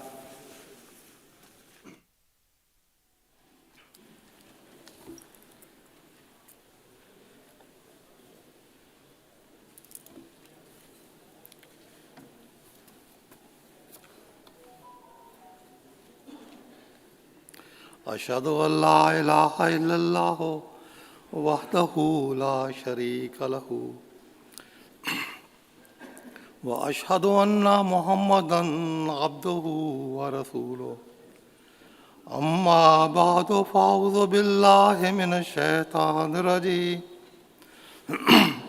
بسم الله الرحمن الرحيم.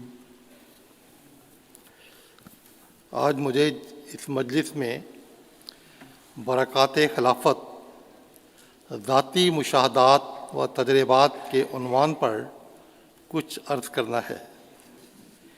इस मौजू पर कुछ अर्ज़ करने से कबल हज़रत अक़दस मसीह मऊद अलैहिस्सलाम का एक अहम इक़्तिबास और हज़रत मुस्लिह मऊद रज़ियल्लाहु ताला अन्हु का एक इरशाद आपके सामने रखना चाहता हूँ, ताकि खिलाफत का मकाम और मनसब हमेशा आपके सामने रहे.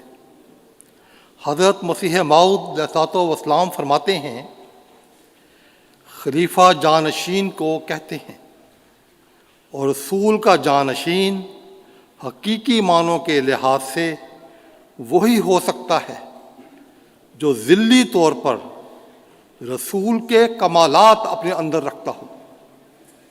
इंसान के लिए दायमी तौर पर बका नहीं. लिहाजा खुदा ताला ने इरादा किया कि रसूलों के वजूद को جو تمام دنیا کے وجودوں سے اشرف و اولا ہیں، ذلی طور پر ہمیشہ کے لیے تا قیامت قائم رکھے۔ سو اسی غرض سے خدا تعالیٰ نے خلافت کو تجویز کیا تا دنیا کبھی اور کسی زمانہ میں برکات رسالت سے محروم نہ رہے۔ بس جو برکات خلافت ہیں وہ حقیقت میں برکات رسالت ہیں، اور وہی برکات ہیں جو انبیاء اور رسولوں کے ذریعہ ملتی ہیں۔ حضرت مسیح موعود، ایک اور ضمنی بات یہاں بیان کر دیتا ہوں، حضرت مسیح موعود علیہ السلام کے اس اقتباس سے یہ بات بھی واضح ہو جاتی ہے کہ خلیفہ خدا بناتا ہے، کیونکہ خدا تعالیٰ خود اس وجود کو خلافت کے منصب پر بٹھاتا ہے جو ذلی طور پر رسول کے کمالات اپنے اندر رکھتا ہو، اور اس کا علم صرف اور صرف خدا کو ہوتا ہے۔ کسی بھی انسان کے تصور اور وہم و گمان میں بھی یہ علم نہیں ہوتا۔ حضرت مسیح موعود رضی اللہ تعالیٰ عنہ نے ایک موقع پر فرمایا، جماعت احمدیہ کے خلیفہ کی حیثیت دنیا کے تمام بادشاہوں اور شہنشاہوں سے زیادہ ہے۔ وہ دنیا میں خدا اور رسول کریم کا نمائندہ ہے۔ اب یہاں بھی جو ضمنی بات یہاں سامنے آتی ہے کہ خلیفہ خدا بناتا ہے۔ اب جو خدا کا نمائندہ ہے اسے صرف اور صرف خدا ہی مقرر کر سکتا ہے۔ ساری دنیا کے انسان مل کر بھی اس کو خدا کی نمائندگی کے منصب پر نہیں بٹھا سکتے۔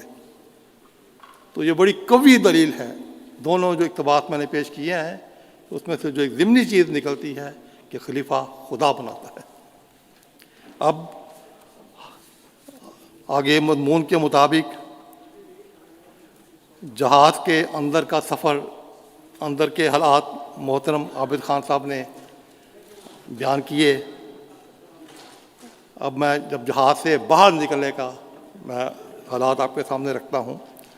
حضرت امیر المومنین ایہ تعالیٰ بن نصر عزیز جب بھی کسی ملک کا سفر اختیار فرماتے ہیں تو اس ملک میں آمد کے ساتھ ہی اللہ تعالیٰ کی تائید و نصرت کے نظارے قدم قدم پر نظر آتے ہیں،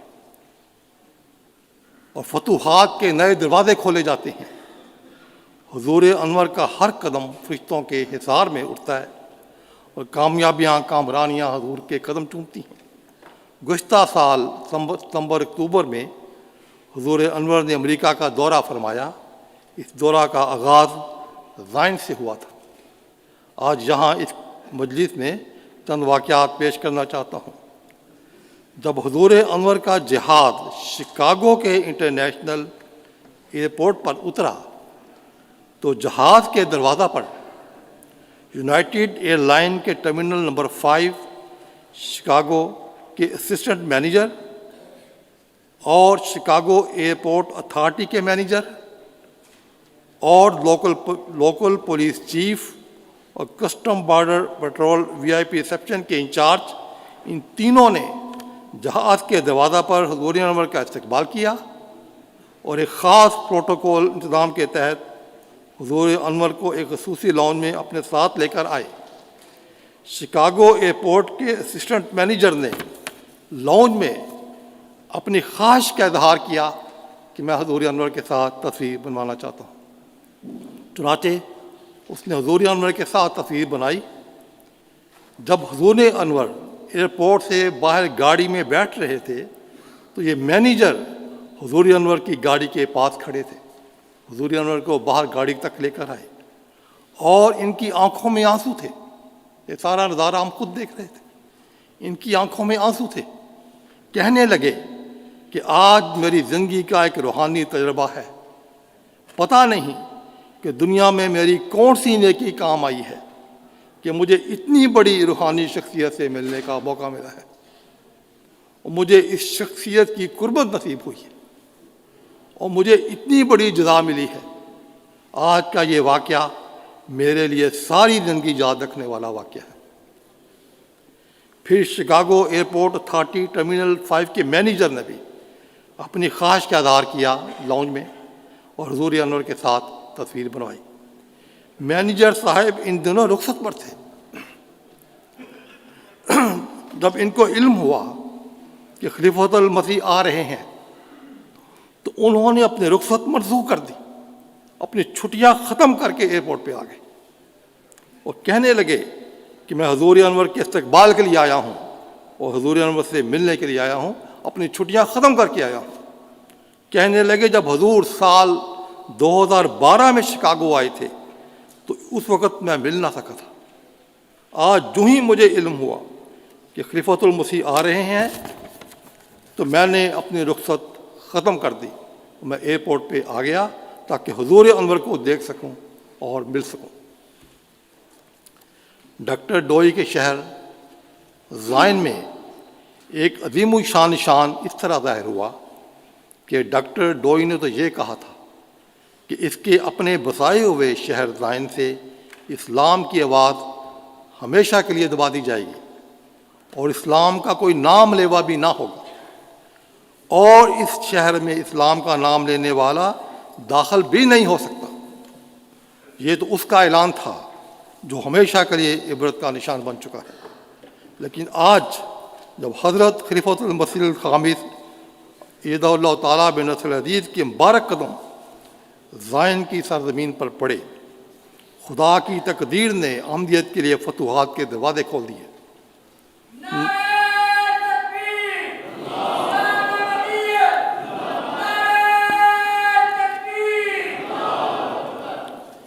نہ صرف ڈوئی کے اس شہر میں اسلام احمدیت کی آواز گونجی، بلکہ حضور انور یہ تعالیٰ بن نصر العزیز کے خطبہ جمعہ کے ساتھ MTA کے ذریعے ڈوئی کے اس شہر سے حضرت اقدس مسیح موعود علیہ السلام کی صداقت اور فتح عظیم کا اعلان کل عالم میں، ساری دنیا میں، ملک ملک، کریا کریا پہنچا۔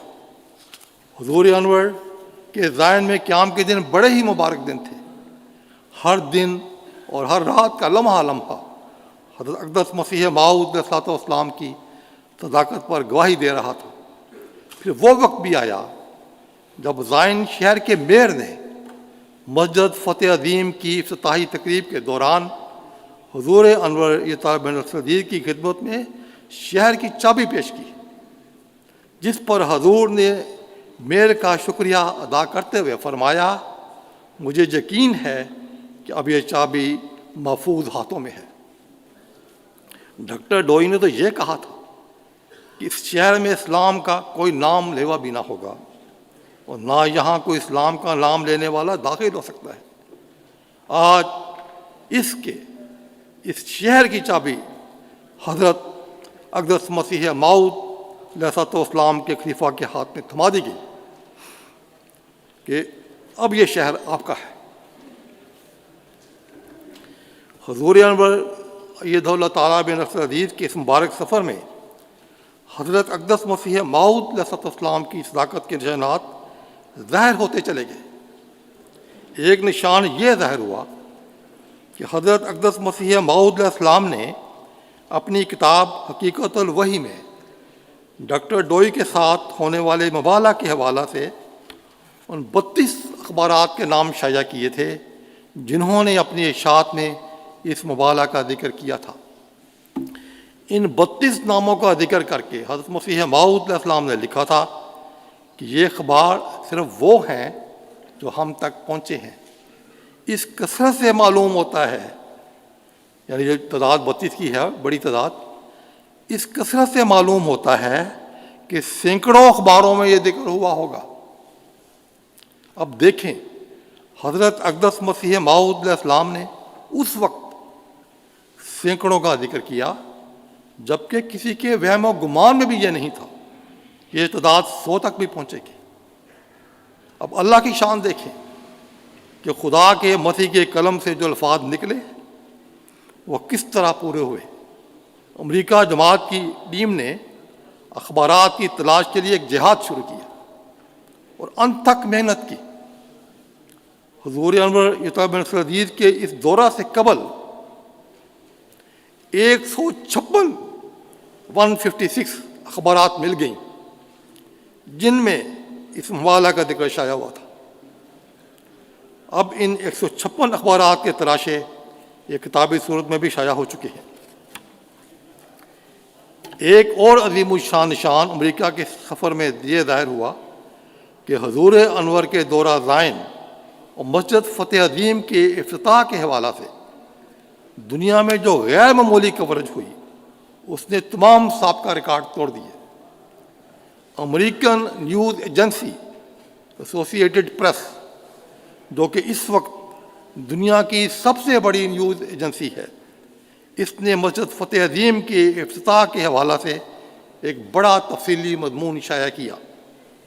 ٹاپک اس کا عنوان رکھا تھا two prophets century old parade devil inspired Zion mask, یعنی دو نبیوں کے درمیان صدی پرانا مباہلہ زائن مسجد کی بنیاد کا پس منظر ہے، یہ اس کا عنوان تھا۔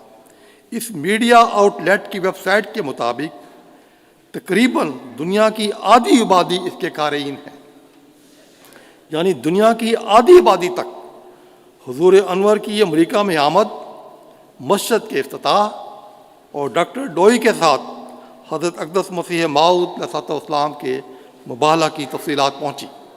اب دیکھیں کہ حضرت مسیح موعود علیہ الصلوۃ والسلام کے مبارک قلم سے جو سینکڑوں کا لفظ نکلا تھا، ایک تو وہ اس وقت بھی پورا ہوا، اور آج وہ کس شان سے پورا ہوا جو سینکڑوں کا لفظ نکلا تھا کہ اس بالا کا ذکر سینکڑوں اخباروں میں ہوا ہوگا۔ آج خدا تعالیٰ نے حضور انور کے اس مبارک دورہ میں ایک نئی شان کے ساتھ حضرت مسیح موعود علیہ السلام کے قلم سے نکلے ہوئے الفاظ پورے فرما دیے۔ یہ مضمون جو ایسوسیٹ پریس نے شائع کیا مجموعی طور پر دنیا کے مختلف ممالک کے 412 اخبارات میں شائع ہوا، اور یہ ایسوسیٹڈ پریس کے ٹاپ 10 مضامین میں شامل تھا۔ اس کے علاوہ یہ آرٹیکل امریکہ کے اپنے 200 اخبارات پرنٹ میڈیا میں شائع ہوا اور 176 آن لائن اخبارات میں شائع ہوا۔ دنیا کی اس سب سے بڑی نیوز ایجنسی کی اہمیت کا اندازہ اس سے لگایا جا سکتا ہے کہ یہ نیوز ایجنسی گزشتہ 172 سال سے قائم ہے، اور دنیا کے 100 سے زیادہ ممالک میں 203 لوکیشن پر ان کے 378 نیوز روم اور آفیسز ہیں۔ خدا تعالیٰ کی تقدیر نے دنیا کی سب سے بڑی نیوز ایجنسی کے ذریعہ حضرت مسیح موعود علیہ السلام کی صداقت دنیا پر ظاہر فرما دی۔ ڈاکٹر ڈوئی کے شہر کا ذکر ہو رہا ہے۔ ڈاکٹر ڈوئی زائن کے قبرستان میں دفن ہے۔ وہاں جب 2012 میں شکاگو میں قیام کے دوران ایک دن کے لیے حضور انور زائن تشریف لے گئے تھے، تو وہاں کی مقامی جماعت نے اس خواہش کا اظہار کیا کہ وہ حضور انور کو قبرستان لے جا کر ڈوئی کی قبر دکھانا چاہتے ہیں۔ اس قبرستان کے ساتھ ہی ایک سڑک بھی گزرتی ہے۔ حضور نے فرمایا کہ بس سڑک سے گزرتے ہوئے بتا دیں کہ قبر کدھر ہے، اور گاڑی بھی کھڑی نہیں کرنی، گاڑی نہیں رکے گی، چلتے ہوئے بتا دیں کہ قبر کس طرف ہے۔ چنانچہ منتظمین نے ریڈیو جو واکی ٹاکی سسٹم ہے کے ذریعے بتایا، ہم بھی پیچھے گاڑی میں آواز سن رہے تھے، بتایا کہ دائیں طرف جو ایک بڑا درخت نظر آ رہا ہے اس کے نیچے اس کی قبر ہے۔ چاچا حضور نے رکنا بھی گوارا نہیں کیا، بتا دیں کہ گاڑی نہیں رکے گی، چلتے ہوئے بتا دیں۔ خلافت سے عشق و محبت کی داستانوں کا ایک ایسا سمندر ہے جس کا کوئی کنارہ نہیں۔ ہم نے امریکہ کے سفر کے دوران دیکھا کہ نمازوں کی ادائیگی کے لیے ہر ایک کی خواہش ہوتی ہے کہ اسے مسجد کے اندر جگہ ملے، لیکن مسجد کے اندر جگہ محدود ہوتی ہے، جبکہ نماز پڑھنے والوں کی تعداد تو ہزاروں میں تھی۔ ڈیلس میں یہ نظارہ ہر روز دیکھنے کو ملتا تھا کہ نماز کے وقت سے 2-2 3-3 گھنٹے قبل مسجد کے اندر جانے کے لیے لائن لگ جاتی تھی تاکہ مسجد کے اندر جانے کے لیے جگہ پکی ہو جائے۔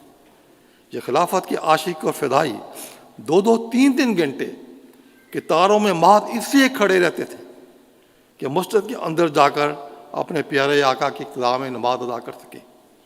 اور جمعۃ المبارک کے روز تجھے نظارہ بھی دیکھنے کو ملا کہ نماز فجر جو صبح 6:15 بجے ہوتی تھی اور اس کے بعد 5 تا 7 منٹ کا درس ہوتا ہے، جب نماز اور درس ختم ہوئے اور ایک دفعہ مسجد جمعہ کی تیاری کے لیے خالی ہوئی تو اسی وقت نماز جمعہ کے لیے مسجد کے باہر لائنیں لگنی شروع ہو گئی، حالانکہ جمعہ کا وقت 1 بجے تھا۔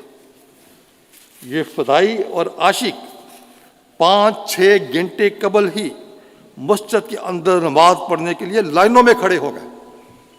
آنکھوں سے ہم نے دیکھا 5-6 گھنٹے لائنیں لگی ہوئی ہیں اور کھڑے کہ ہم نے مسجد کے اندر جانا ہے۔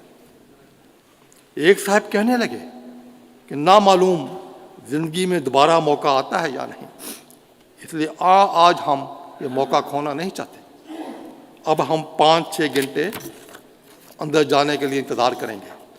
آج اس روئے زمین پر نظر دوڑائیں تو ایسی محبت، عشق اور فدائیت کی داستانیں جماعت احمدیہ کے علاوہ اور کہیں نہیں ملیں گے۔ ایک واقعہ کا ذکر کرتا ہوں۔ جماعت اٹلانٹا سے آنے والے ایک دوست جب ملاقات کے بعد باہر آئے تو رونے لگ گئے اور بات ہی نہیں کر سکتے تھے۔ بڑی مشکل سے کہنے لگے مجھے اپنے جذبات پر کنٹرول نہیں ہے، مجھے یقین نہیں آ رہا کہ آج میری ملاقات ہو گئی ہے۔ کہنے لگے کہ میں 10 سال کا تھا، اس وقت سے دعا کیا کرتا تھا کہ اے اللہ میری خلیفہ وقت سے ملاقات کروا دے، مجھے بھی خلیفہ وقت سے ملنا نصیب ہو۔ اور میں نے یہ دعا مسلسل جاری رکھی، سال ہا سال میں یہ دعا کرتا رہا، اور آج 34 سال بعد میری ملاقات ہوئی۔ اتنا عرصہ میں خدا سے دعا مانگتا رہا ہوں میری خلیفہ وقت سے ملاقات کروا دے، اور وہ رو رہے تھے مسلسل کہ آج 34 سال بعد میری ملاقات ہوئی ہے۔ حضور کے چہرہ پر نور ہی نور تھا، میں دیکھ نہیں سکتا تھا۔ حضور نے ہمیں بہت دعائیں دی ہیں۔ ایک اور واقعہ آپ کے سامنے رکھتا ہوں۔ ایک دوست حضور انور سے ملاقات کے لیے جماعت میری لینڈ سے آئے تھے۔ ایک بوڑھے آدمی تھے، چھڑی کے سہارے چلتے تھے، چلنے میں دشواری تھی، مشکل سے چلتے تھے، عمر بہت زیادہ تھی۔ یہ رونے لگ گئے۔ جب ان سے پوچھا ملاقات کا کچھ احوال بتائیں تو رونے لگ گئے، ان سے بھی بات نہیں ہو رہی تھی۔ کہنے لگے میری زندگی کی صرف ایک ہی خواہش تھی، اور میں اللہ سے دعا مانگا کرتا تھا کہ اللہ مجھے زندگی میں مرنے سے پہلے میری ایک دفعہ خلیفہ وقت سے ملاقات کروا دے۔ کہتے آج اللہ نے میری دعا قبول کر لی، میرا دل سکون سے بھر گیا۔ اب میری زندگی کی اور کوئی خواہش باقی نہیں رہی، اب زندگی میں اور کچھ نہیں رہ گیا، جس کے لیے زندہ تھا مجھے مل گیا۔ خلافت کی برکت سے ایک اور بڑا دلچسپ واقعہ ہے۔ خلافت کی برکت سے 2 رشتہ دار اپنی زندگی میں پہلی مرتبہ آپس میں ملے۔ یہ بھی مسجد بیت الرحمان واشنگٹن میں ایسے افراد کی حضور انور سے ایک اجتماعی ملاقات تھی جن کی پہلے ملاقات نہیں ہوئی تھی۔ ان میں ایک دوست پیر معین الدین شاہ صاحب فلاڈلفیا جماعت سے آئے تھے۔ حضور انور نے ان سے پوچھا کہ آپ کس علاقے کے پیر ہیں؟ انہوں نے عرض کیا کہ صوفی احمد جان صاحب کے خاندان میں سے ہوں۔ صوفی احمد جان صاحب جو لدھیانہ کے تھے، جن کے گھر میں حضرت مسیح موعود علیہ السلام نے سب سے پہلی بیعت لی تھی۔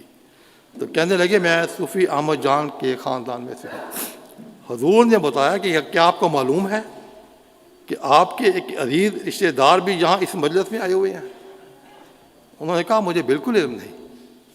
چنانچہ حضور نے ان کے عزیز کا تعارف کروایا، تو اس طرح ان کی اپنے عزیز سے ملاقات ہوئی، اور یہ کہنے لگے کہ یہ حضور انور کی برکت ہے، خلافت کی برکت ہے کہ نہ صرف حضور انور سے میری پہلی ملاقات ہوئی بلکہ اپنے عزیز رشتہ دار سے بھی میری زندگی میں یہ پہلی ملاقات ہوئی۔ میرے یہ عزیز بھی خلافت کی برکت سے اس مجلس میں شامل ہوئے، اور میں بھی خلافت کی برکت سے اس مجلس میں آیا، اور ہماری زندگی میں ہماری پہلی ملاقات خلافت کی برکت سے اس مجلس میں ہو گئی۔ بعض واقعات جو دیکھنے میں عام روٹین کے نظر آتے ہیں، لیکن ان میں بھی حضور انور تعالیٰ بن نصر عزیز کی سیرت کے بعد عظیم پہلو نظر آتے ہیں۔ مسجد بیت الرحمان میں ایک روز جب حضور انور نماز کی ادائیگی کے لیے تشریف لا رہے تھے تو بعض خواتین اور بچے تیزی سے اس راستہ کی طرف آئے جہاں سے حضور نے گزرنا تھا. ایک بچہ منہ کے بل گرا. حضور انور نے اسی وقت منتظمین کو ہدایت فرمائی پتہ کریں اس بچے کو چوٹ تو نہیں لگی. جب حضور انور نماز کی ادائیگی کے بعد واپس جا رہے تھے تو والدہ اپنے اس بچے کو لیے راستہ میں کھڑی تھی. حضور انور کی خدمت میں عرض کیا گیا کہ یہ بچہ تھا جو گرا تھا. حضور انور اسی وقت وہاں کھڑے ہو گئے. وہ ازراہ شفقت والدہ سے بچے کا حال پوچھا اور بچہ کے چہرے کو دیکھا اور اس پر اپنا ہاتھ رکھا اور دعا دی. امریکہ کے اندر 2 سفر بذریعہ جہاز ہوئے. رائن میں 1 ہفتہ قیام کے بعد شکاگو سے ڈیلس بذریعہ جہاز گئے. 2 گھنٹہ کی فلائٹ تھی. پھر ڈیلس میں 1 ہفتہ قیام کے بعد بذریعہ جہاز واشنگٹن گئے. یہ بھی 2 گھنٹے 35 منٹ کی فلائٹ تھی. ان دونوں سفروں کے لیے اب دیکھیں اللہ تعالیٰ نے کتنی جماعت کو وسعت بھی دے دی ہے اور انتظامات میں بھی سہولت پیدا کر دی ہے. ایک وہ وقت تھا کہ سارے سفر عام جو مسافر جہاز چلتے ہیں، عام جو فلائٹس ہوتی ہیں ان میں ہوا کرتے تھے. ہمیں بہت زیادہ وقت بھی لگتا تھا اور فارمیلٹیز بھی بہت زیادہ ہوتی تھیں. لیکن یہ دونوں فلائٹس، ان دونوں سفروں کے لیے جماعت امریکہ نے ایک 76 سیٹوں والے پرائیویٹ چارٹرڈ جہاز کا انتظام کیا تھا. تقریباً 70 احباب میں جماعت دونوں سفروں میں شامل تھے. فلائٹس کا نام خلافت فلائٹ 2022 رکھا گیا. فلائٹ کا نمبر بھی KF یعنی خلافت فلائٹ سے لیا گیا. KF 2022 تھا. بورڈنگ پاس پر بھی ایک طرف یہ الفاظ درج کیے گئے تھے، احمدیہ مسلم کمیونٹی USA 100، یعنی چونکہ ان کی 100 سالہ جوبلی کی تقریبات ہو رہی تھیں. پھر یہ بھی بورڈنگ کارڈ پہ لکھا گیا تھا 1920-2020 سینٹینیل خلافت flight 2022 in the company of حضرت مرزا مسرور احمد خلیفۃ المسیح ففتھ. یہ سب بورڈنگ کارڈ پہ لکھا گیا تھا.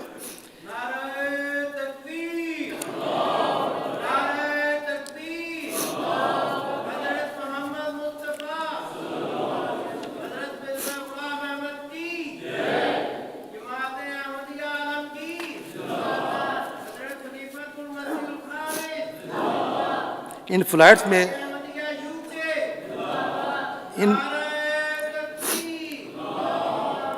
ان فلائٹس میں جو ایئر ہوسٹس کی بجائے ہمارے خدام نے سروس کی ریفریشمنٹ کے فرائض انجام دیے بہت سہولت کے ساتھ، کیونکہ سب اپنے ہی لوگ تھے، قافلہ کے ممبر اور بعض جماعتی عہدیداران. بہت سہولت کے ساتھ یہ سفر طے ہوا، کیونکہ پرائیویٹ فلائٹس کی پارکنگ ایریا بھی بالکل علیحدہ ہوتا ہے ایئرپورٹ پہ. گاڑیوں پر جب قافلہ پہنچا بالکل جہاز کے سامنے، گاڑی سے اترے، وہیں امیگریشن کا جو آن ڈیوٹی افسر تھا وہ کھڑا تھا. اس نے جو بھی کوئی ڈاکومنٹ چیک کرنا ہوتا ہے وہیں چیک کیا اور ساتھ ہی جہاز میں چڑھ گئے اور سوار ہو گئے. اور بالکل ایسے ہی سمجھیں جیسے انسان اپنی کار پہ سفر کرتا ہے، گھر سے نکلتا ہے گھر میں پہنچ جاتا ہے. ایسے ہی امریکہ میں یہ دونوں فلائٹ ہمارے جہازوں پہ سفر ہوئے تھے، جیسے گھر سے نکلے گھر میں پہنچ گئے. کیونکہ جہاز کے سفر کا ذکر ہوا ہے، ایک مختصر اور واقعہ بیان کر کے پھر میں اپنی گزارشات ختم کروں گا. یہ واقعہ آسٹریلیا کا ہے کہ اللہ تعالیٰ کس طرح حفاظت فرماتا ہے، نصرت فرماتا ہے. سڈنی سے میلبورن جا رہے تھے اور جہاز میں بیٹھ چکے تھے اور جہاز کا دروازہ بھی بند ہو چکا تھا اور بالکل جہاز جسے کہتے ہیں کہ اپنی پارکنگ ایریا سے موو ہونے والا تھا، اناؤنسمنٹ بھی ہو چکی تھی کہ اچانک جہاز میں پائلٹ نے اعلان کیا کہ جہاز میں کوئی فالٹ ہمارے سامنے اچانک آئی ہے. پہلے نہیں تھی لیکن اچانک سامنے آ گئی ہے. تو ہم تو جہاز موو کرنے والے تھے، تو اب ہم نے انجینئرز کو بلایا ہے، وہ اس کو دیکھیں گے. چنانچہ انجینئرز آئے، تقریباً 15-20 منٹ کا انہوں نے کام کیا. پھر 15-20 منٹ کے بعد پھر پائلٹ نے اعلان کیا کہ ابھی تک وہ فالٹ صحیح نہیں ہوئی، اور انجینئر اس کو فالٹ کو جو بھی ٹیکنیشینز ہیں، متعلقہ افراد ہیں، وہ اس کو دیکھ رہے ہیں، کوشش کر رہے ہیں کہ یہ دور ہو جائے. پھر 20 منٹ کے وقفہ کے بعد دوبارہ اس پائلٹ نے اعلان کیا کہ باوجود پوری کوشش کے یہ فالٹ صحیح نہیں ہوئی، درست نہیں ہوئی، اب یہاں جہاز تبدیل کیا جائے گا، اس لیے تمام مسافر جہاز سے اتر کر، اس نے گیٹ کا بھی اعلان کیا کہ فلاں گیٹ پہ چلے جائیں، وہاں دوسرا جہاز تیار ہے جو میلبورن جائے گا. اور ساتھ اس نے یہ بھی کہا کہ یہ فالٹ ایسی تھی کہ اگر یہ اوپر جا کے ہمیں اس کا علم ہوتا تو ہم کچھ نہیں کر سکتے تھے. تو اس طرح اللہ تعالیٰ حفاظت فرماتا ہے اور نصرت فرماتا ہے، اور ہمیشہ اپنے فرشتوں کے حصار میں اپنے خلیفہ وقت کو رکھتا ہے. ایک اور مجھے یہاں وہ بھی چھوٹا سا واقعہ ہے یاد آیا، یہ ابھی فجی کا ہے، وہ بھی چونکہ جہاز کی بات ہو رہی تھی تو وہی جہاز کا سفر تھا. ہم جو فجی کا جزیرہ ہے تاویونی، جہاں سے ڈیٹ لائن گزرتی ہے، دنیا کا کنارہ ہے، دور وہاں تشریف لے گئے تھے. اور واپس ایک چھوٹا جہاز تھا جو تقریباً سارا ہی ہمارے اس میں قافلہ کے ممبران اور جماعتی عہدیداران تھے.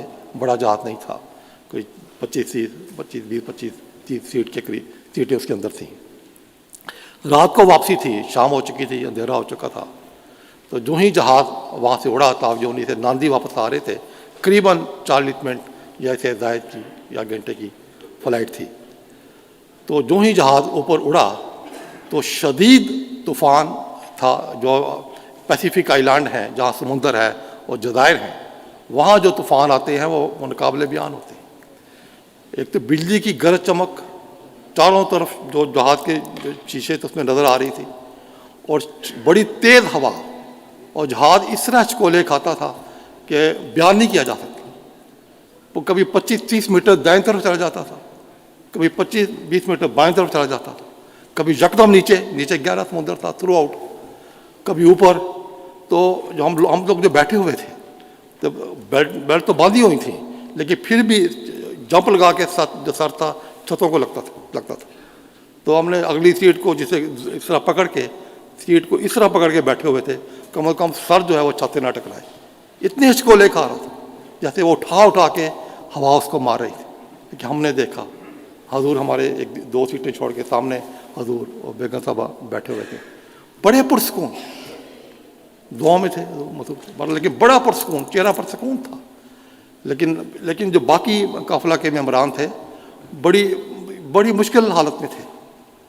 جیسے میں نے بتایا کہ ہم نے سیٹوں کو زور سے پکڑا ہوا تھا، کیونکہ وہ کبھی ادھر جاتا ہے، کبھی ادھر جا رہا ہے، کبھی اوپر کبھی نیچے. اب سمجھ نہیں آ رہی تھی کیونکہ اتنی تیز طوفانی ہوا تھی، طوفانی ہوا، بارش اور بجلی کی گرج چمک، اور اس میں وہ گرا ہوا تھا. یہ 40 منٹ کا سفر اسی حالت میں طے ہوا، اور بالآخر پھر وہ ناندی ایئرپورٹ پہ پہنچا اور لینڈ کر گیا. تو جب حضور بات تشریف لائے تو فرمایا، تو میں تو بڑی پرسکون حالت میں تھا، پرسکون حالت میں بیٹھا. تو یہ اللہ تعالیٰ کی نصرت ہوتی ہے، فضل ہوتا ہے، فرشتوں کا احصار ہوتا ہے، جو ہمیشہ خلیفہ وقت کے ارد گرد اپنے احصار میں اپنے خلیفہ کو رکھتے ہیں. اب آخر پر حضرت کے فضل مسیح خامس یوسف بن نصر العزیز کے 2 اقتباس پیش کر کے اپنی گزارشات ختم کرتا ہوں. حضور فرماتے ہیں، یاد رکھیں اس زمانہ میں اللہ تعالیٰ کے وعدوں اور حضرت مسیح موعود علیہ السلام کے واضح ارشادات کی روشنی میں خلافوں سے تعلق کے نتیجہ میں ہی ایمانی اور عملی ترقی ہوگی. چاہے کوئی کتنا ہی بڑا عالم یا مدبر یا بظاہر کسی روحانی مقام پر پہنچا ہوا ہو، اگر خلیفہ وقت سے تعلق کا وہ معیار نہیں جو ہونا چاہیے، تو جماعتی ترقی یا کسی کی روحانی ترقی میں اس کے اس مقام کا رتی برابر اثر نہیں ہوگا. پھر حضور فرماتے ہیں، بس اگر آپ نے ترقی کرنی ہے اور دنیا پر غالب آنا ہے تو میری آپ کو یہی نصیحت ہے اور میرا یہی پیغام ہے کہ آپ خلافت سے وابستہ ہو جائیں، اس حبل اللہ کو مضبوطی سے تھامے رکھیں۔ ہماری ساری ترقیات کا دار و مدار خلافت سے وابستگی میں ہی پناہ ہے۔ بس آج ہم لوگ کتنے خوش نصیب ہیں، اور ہر روز اپنی آنکھوں سے اپنے پیارے آقا حضرت امیر المومنین ایدہ اللہ تعالیٰ بن نصر العزیز کی عظیم قیادت میں اسلام کی ترقی اور فتوحات کے نظارے دیکھ رہے ہیں، ہر روز دیکھتے ہیں۔ بس اٹھیں اور اپنی ہر مادی اور روحانی ترقی کے لیے خلافت کے قدموں میں اپنا سر رکھتے ہیں۔ اسی میں ہماری کامیابی کی ضمانت ہے، اسی میں ہماری بقا ہے۔ اللہ تعالیٰ ہمیں اس کی توفیق عطا فرمائے، آمین اللہم آمین۔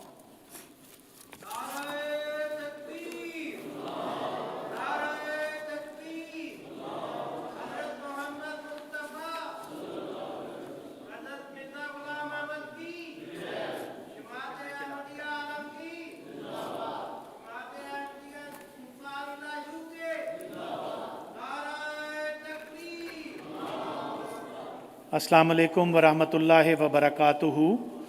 I wanted to update all the participants in change in program. Hazur Aqdas Ayyadahullah Ta'ala bin Nassil Aziz has kindly accepted and will be graciously leading us in Zohar and Asr prayers. Therefore, once this session finishes, people can go for lunch. I would request that people after lunch come back here in the main hall rather than wasting time, and there would be a session with myself and Amir Saab. In time, we will let you know the arrival time of Hazur Aqdas Sayyidullah Ta'ala bin Nassil Aziz once he leaves Islamabad, so people can then go to the mosque to offer the Zohr and Asr prayers behind Hazur Aqdas Sayyidullah Ta'ala bin Nassil Aziz. After you offer the prayers, my request will be that all of you must straight come back to this hall. جتنا جلدی اس hall میں حضور اقدس جب نمازیں پڑھا لیں تو دوست جلدی سے سیدھا یہاں پہ ہال میں آ کے اپنی جگہ لے لیں۔ دوسری درخواست میری دوستوں سے ہوگی کہ قریب قریب ہو کے بیٹھیں۔ Please sit near to each other once you come back from namaz. We are expecting that the hall will be completely filled, کیونکہ اس وقت بہت سے لوگ جو ہیں وہ ناصر ہال میں بیٹھے ہوئے ہیں، کیونکہ کرسیاں ساری ناصر ہال میں لگی ہوئی ہیں، اور مجھے یقین ہے کہ لوگ میرے بھائی اس کمرے میں ہونا چاہیں گے جہاں پہ حضور اقدس سید اللہ تعالیٰ بن نصر العزیز خود موجود ہوں گے، تاکہ ہم ان کے وجود سے برکت حاصل کر سکیں۔ سو ہر وہ دوست جو کہ زمین پہ بیٹھ سکتا ہے، اس سے میری درخواست ہوگی کہ نمازوں کے فوراً بعد وہ اس ہال میں سیدھے تشریف لے آئیں تاکہ یہ ہال کمپلیٹ ہو جائے۔ اس کے بعد ہم ناصر ہال میں دوستوں کو بھجوا دیں گے۔ جزاک اللہ۔ I was also told to announce the two cars, WG60JSV, a silver Toyota, and LO65FBY, a black Toyota, need to be removed immediately. جن دوستوں کی بھی یہ گاڑیاں ہیں براہ کرم ان کو فوری طور پہ ہٹا لیں۔ WG60JSV silver Toyota, LO65FBY black Toyota. اب میری درخواست ہے مکرم ایڈیشنل وکیل و تبشیر صاحب سے کہ انعامات تقسیم کر دیں۔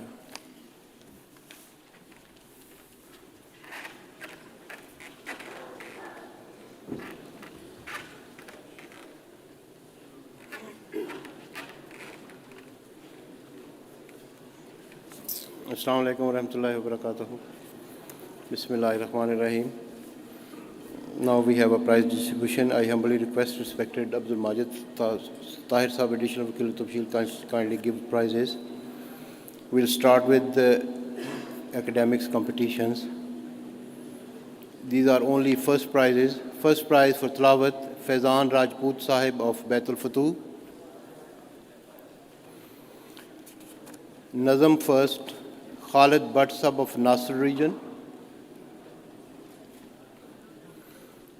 Qasida, the third prize was Kamal Sahib. Third prize.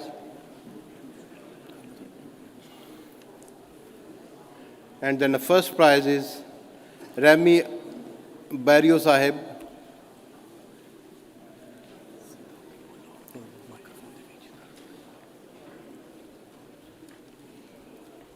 Prepared speech English, Kaleem Tahir Sahib of South.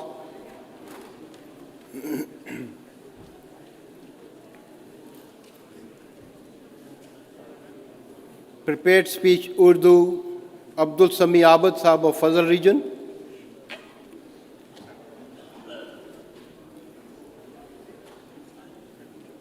Extempore speech Asif Ali Pervez Sahib of Nasir region.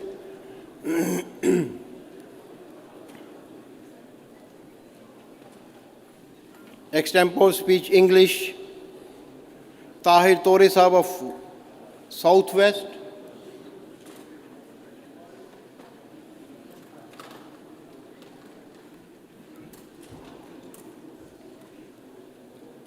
Tahir Tore Sahib is coming, yeah. Extempore essay writing competition held on National Talim Rally. Muhammad Rafiq Bhatti from Clapham Junction, Tahir region.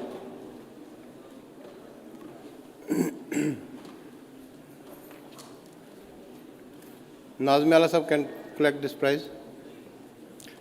Then we have a Baitbazi. First Majlis region is Bashir region. Team leader can collect his prize. Bashir region. Pegam Risani Chinese Whisper, Mukami region.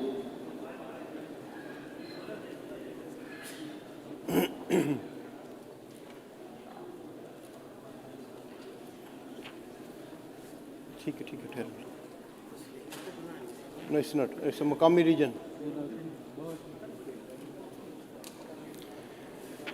Now we have an essay writing competition. Urdu, Usman Ahmed Ali Sahib from Tahir region. The first prize, Usman Ahmed Ali from Burntwood, Tahir region. Then we have an essay writing English competition, Dr. Quddus Hafiz from Bolton. Dr. Quddus Hafiz from Bolton. Then the first prize for handwritten essay writing, Sajid Latif Saab from Birmingham South.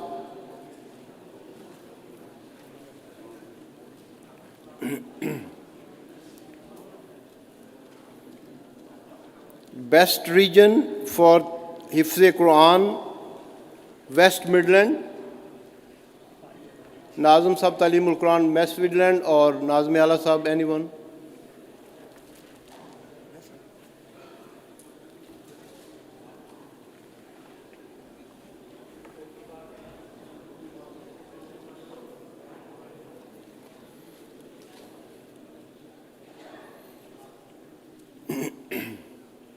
Then again we have a best region for essay writing competition participation is also a West Midland.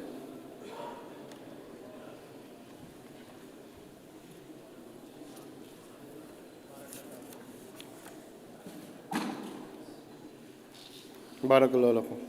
Best region for Talim papers, South region.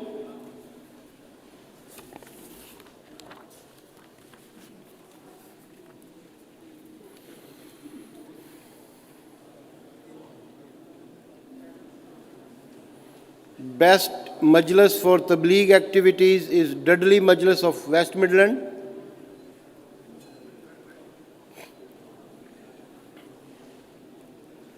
Best region for Tabligh activities is Tahir region.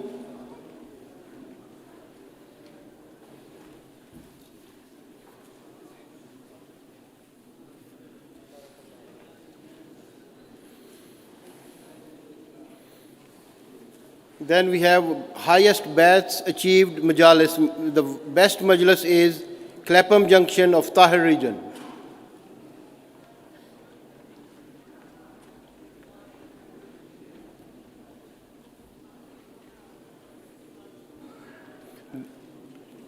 And again, best Majlis also is the Baitul Futuh as well. They have also achieved 7 bats.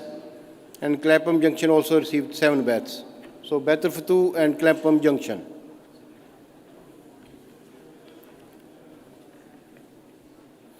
Best region in mall collection is South region.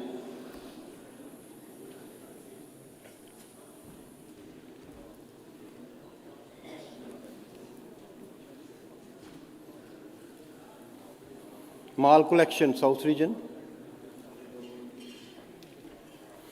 Those Machalas, they've already achieved 100% collection. Redbridge South, Zaim Majlis, Nottingham, Bradford North, Selsdon, Thornton Heath South, Tooting Beck, Walsall, Birmingham Centre, Upper Mitcham, Tooting, and Doncaster.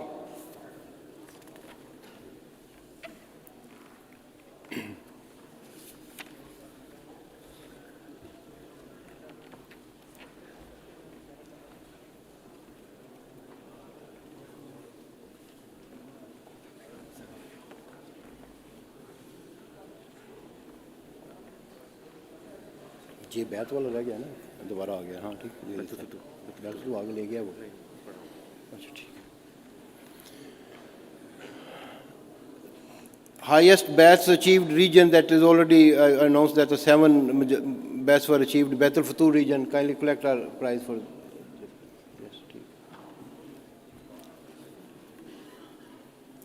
now we have an internal collection for the charity work charity funds. The best region is Baitul Futuh.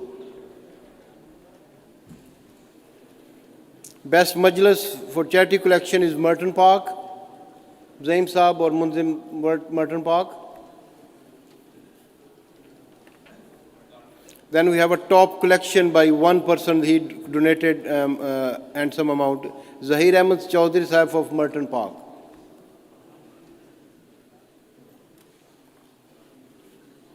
Zahir Ahmed Chaudhary Sahib of Merton Park.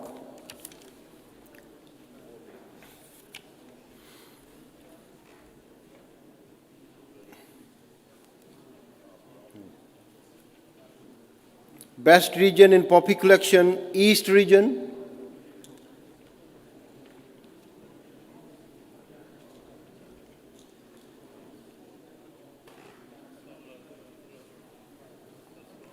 Is there anyone from East region?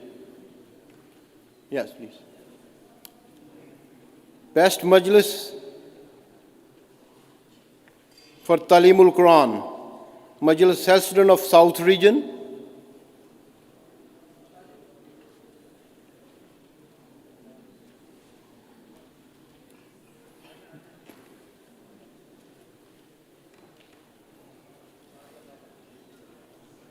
And best region for Talimul Quran is also South region.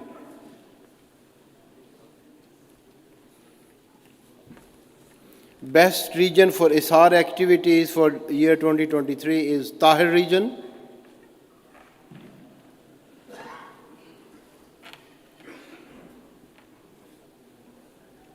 Best Majlis for Ishar activities is Hartlepool Majlis of Northeast.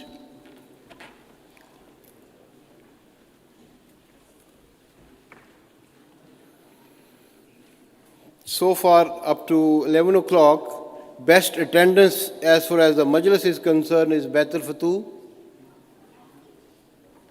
I request Zaim Sahib Majlis kindly collect a prize for best attendance. And best attendance as a region is also Baitul Futuh.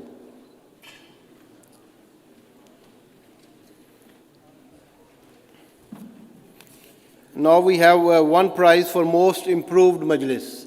Last year this Majlis was at the position of almost 54th number. Right now the most improved Majlis is Battersea. I humbly request to Zaim Sahib Majlis kindly collect a prize for most improved Majlis for the year 2022-23. Zaim Sahib Majlis of Battersea.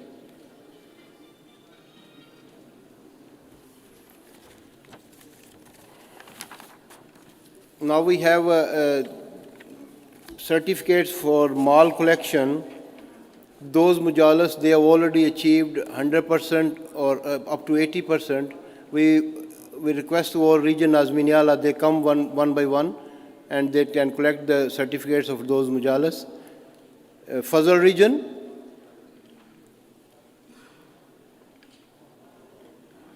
Baitul Ihsan, Noor region, Baitul Futuh region, Baitul Ihsan region, Bashir region, Tahir, Masroor region, East region, Hertfordshire, Mukami, West Midland, East Midland,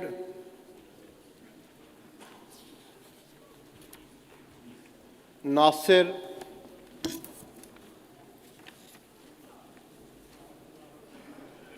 North East region,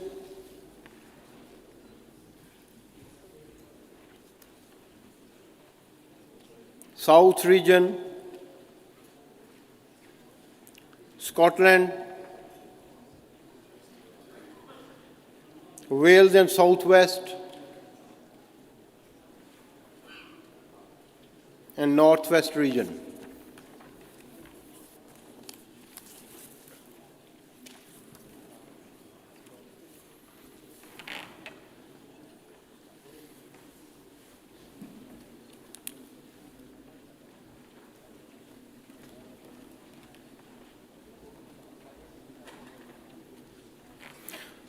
Now we have Al-Minami positions for the year 2022-23.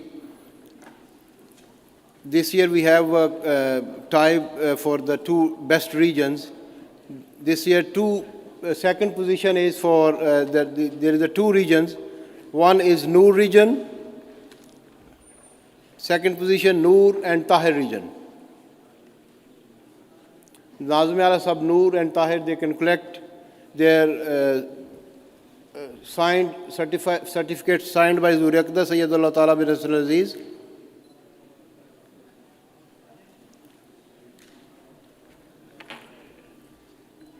And best region for the year 2023 is Baitul Futuh region. Kindly collect your shield and certificate signed by Zuri Aqda Sayyidullah Ta'ala bin Rasul Aziz.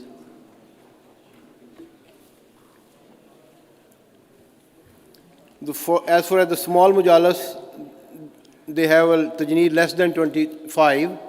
Third position goes to Bromley and Lewisham, South region. Second position, Doncaster.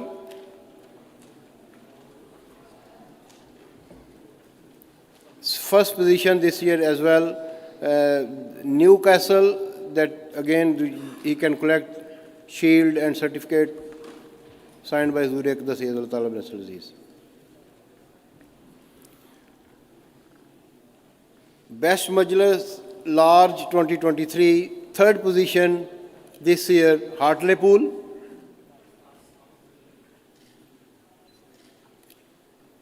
Kindly collect certificate signed by Zuri Aqda Sayyidullah Ta'ala bin Rasul Aziz.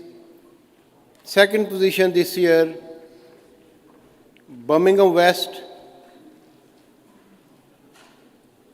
Zaim Sahib Majlis, Birmingham West. Zaim Sahib Majlis, Birmingham West, kindly collect certificate signed by Zuri Aqda Sayyidullah Ta'ala bin Rasul Aziz. Inshallah, first position Al-Minami will be given by Zuri Aqda Sayyidullah Ta'ala bin Rasul Aziz after this session. Jazakumullah wa sallam.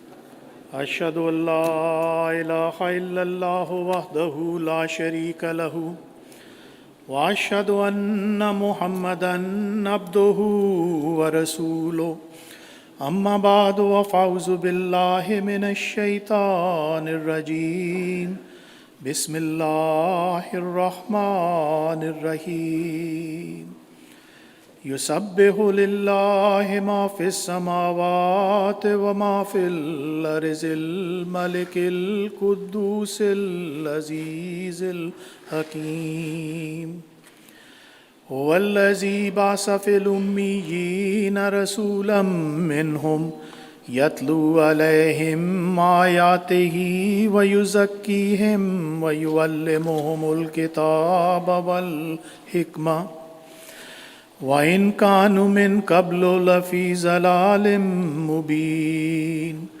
وآخرين منهم لما يلحقوا بهم وهو العزيز الحكيم ذلك فضل الله يؤتيه من يشاء والله ذو الفضل العظيم. Whatever is in the heavens and whatever is in the earth glorifies Allah, the Sovereign, the Holy, the Mighty, the Wise. He it is who has raised among the unlettered people a messenger from among themselves, who recites unto them his signs and purifies them and teaches them the book and wisdom, although they had been before in manifest misguidance. And among others from among them who have not yet joined them, he is the mighty, the wise. That is Allah's grace. He bestows it on whom he pleases, and Allah is the master of immense grace. My dear Ansar brothers, Allah sends his prophets in this world to guide people towards him and righteousness. This has been Sunnatullah since times immemorial.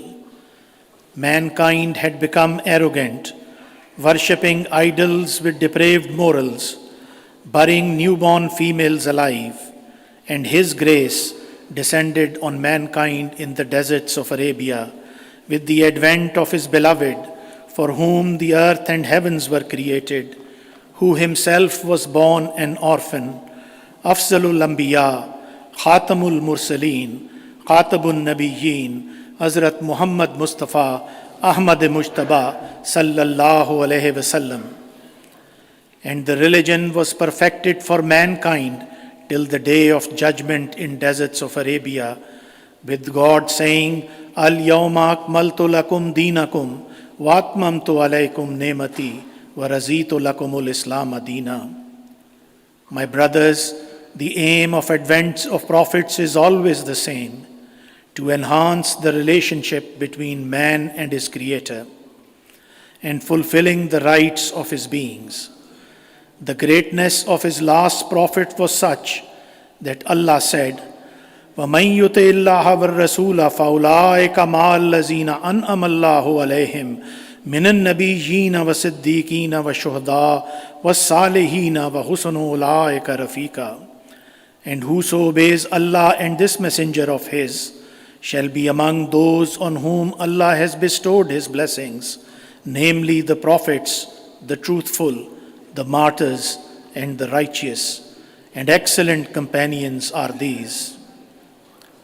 Seeking light from his beloved master, as prophesied in all religious scriptures, 134 years ago now was the beginning of a new chapter in history of mankind. What happened in a small town in India that day would shape the future as foretold by prophecies in the holy scriptures and traditions of all religions. A seemingly non-event of 40 people taking oath of allegiance at the hands of a man largely unknown to the outside world. But the very reason we are gathered here today, thousands and thousands of miles away from that remote town, is witness to the fact that God Almighty works in mysterious ways, fulfilling his will as he pleases. The aim of the advent of Hazrat Masih Maud alayhi salatu wassalam was no different to the prophets before him. The Holy Prophet sallallahu alaihi wasallam had said that even if Iman reached Palladius, Masih Maud will bring it back and restore it to its full glory again. He said that his ummah was blessed because at the beginning was he himself and at the end the promised Messiah alayhi salatu wassalam.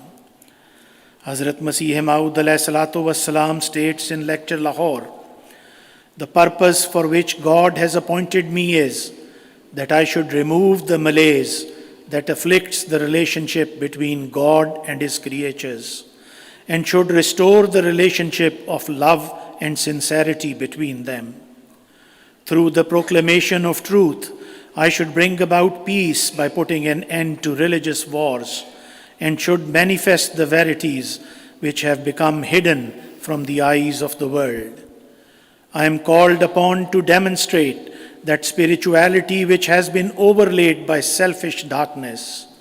It is for me to demonstrate in practice and not words the divine attributes which penetrate into the hearts of people and are manifested through prayer and concentration. Most of all, it is my purpose to plant once more in the hearts of people the pure and shining unity of God, which is free from every suspicion of paganism and which has completely disappeared. All this will be accomplished not through my power, but the power of Him who is the God of heaven and earth. Hazrat Masih Maud alayhi salatu wassalam knew the enormity of his task, but he had conviction and faith. So he writes in Fateh Islam, the world cannot accept me because I do not belong to this world. But those who are gifted with the measure of otherworldliness are the ones who accept and will accept me. The one who rejects me rejects him who has sent me, and the one who is grafted to me is grafted to him whom I represent. I bear a torch which will illumine all those who will come close to me, but the one who entertains suspicion and doubt and runs away will be subjected to darkness. I am the impregnable fortress for this age. Whoever enters my fold will be protected from the thieves, robbers, and beasts of wilderness. Such are the powerful words in which Hazrat Masih Maud alayhi salatu wassalam himself tells of his message, of the reason of his advent, and how we can attain purity and be counted amongst his true believers. He states in his Alai-Oham, today my people do not recognize my status. The day will come when they will recall my blessed time with tears. Hazrat Masih Maud alayhi salatu wassalam in that remote village of Qadian received various prophecies and support from Allah the Almighty. Promised Messiah's God revealed to him his support and glad tidings. He said, a warner came to this world, and the world did not accept him, but God will accept him, and God will establish the truth of his claims with mighty onslaught. And I shall bless you. I shall bless you to the extent that kings will seek blessings from thy garments.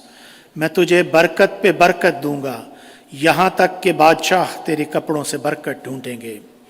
And we have seen in these 134 years since the first Ba'ath took place, the progress Jamaat has made and the blessings of Allah the Almighty fulfilling His promise. But like all gifts of Allah the Almighty, all promises, all bounties are conditional.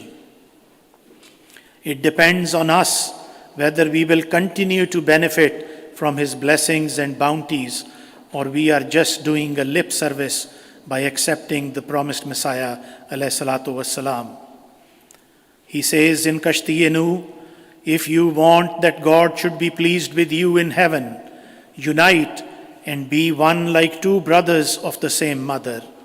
Nobler is he among you who forgives the sins of his brother more than the others, and doomed is he who is stubborn and does not forgive. He has nothing in common with me. Live in fear, lest you be cursed by God. He is holy and a jealous guardian over the honor of his beloved ones. The wicked cannot attain his nearness. The arrogant cannot gain his nearness. Nor can the tyrant, nor the one who breaks his trust. Nor can he who is not ready to lay down everything for the honor of his name, nor those who fall to the pleasures of the world like dogs and ants and vultures who are comfortable with the luxuries of the world. Each unchaste eye is remote from him. Each impure heart knows him not. Those who remain in agony for his cause will be delivered from the fire of hell. He who weeps for him will laugh at last, and he who breaks away from the world for his sake will meet him. Be Allah's friend with all your heart, in all sincerity, gaining his nearness with ever-growing zeal. Be kind to your subordinates, to your wives, and to your less fortunate brothers, so that you may be shown kindness in heaven. Become truly his, so that he may belong to you. My dear brothers, I don't need to say anything. You are more learned than me. If we reflect on ourselves, if we look at ourselves and the sacrifices that we make for Allah the Almighty or for his promised Messiah or his Khulafas, are they up to this standard? I am aware that many of my brothers do not even pay chanda with shara. And when any appeal is made, they would give something which is possibly so little that it would not hurt them. Sacrifice means that what you offer to Allah the Almighty should hurt you. It should take something away from you. It says in the Holy Quran, "Lan tanalul birra hatta tunfiku mimma tuhibbun." You cannot attain righteousness till you give something out of that you love. And the very next verse states that Allah is aware of whatever you give. So it is not that if we give it hidden or if we give it in front of people, whether it be building of a mosque, whether it is chanda, whether it is sadqa, whether it is charity, looking after the less fortunate. Yesterday we spoke about the shining stars in Burkina Faso who fulfilled their pledge to the ultimate extent. We live in luxuries. We don't like to sit even on the floor. We would like to sit on chairs. We would like to have a big car, a big house, and we would say that we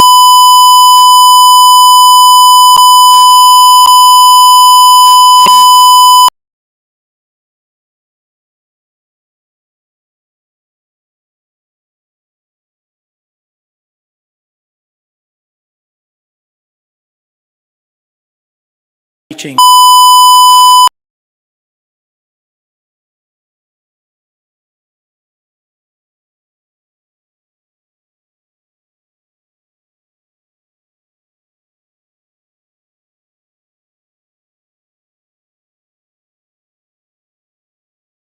boat like Noah made, so that they are of him and counted among Salihin and counted amongst his Jamaat? Or are we those on whom he said that if you have worry about your faith, you should get the vaccination which is being offered by the government, so that if you have an iota of fear that you may not be as righteous as you think you are, you should protect yourself. Hazrat Masih Maud alayhi salatu wassalam states in Brahine Ahmadiyya, the attire of righteousness is a term of the Holy Quran. This points to the fact that spiritual beauty and spiritual adornment can only be achieved through righteousness.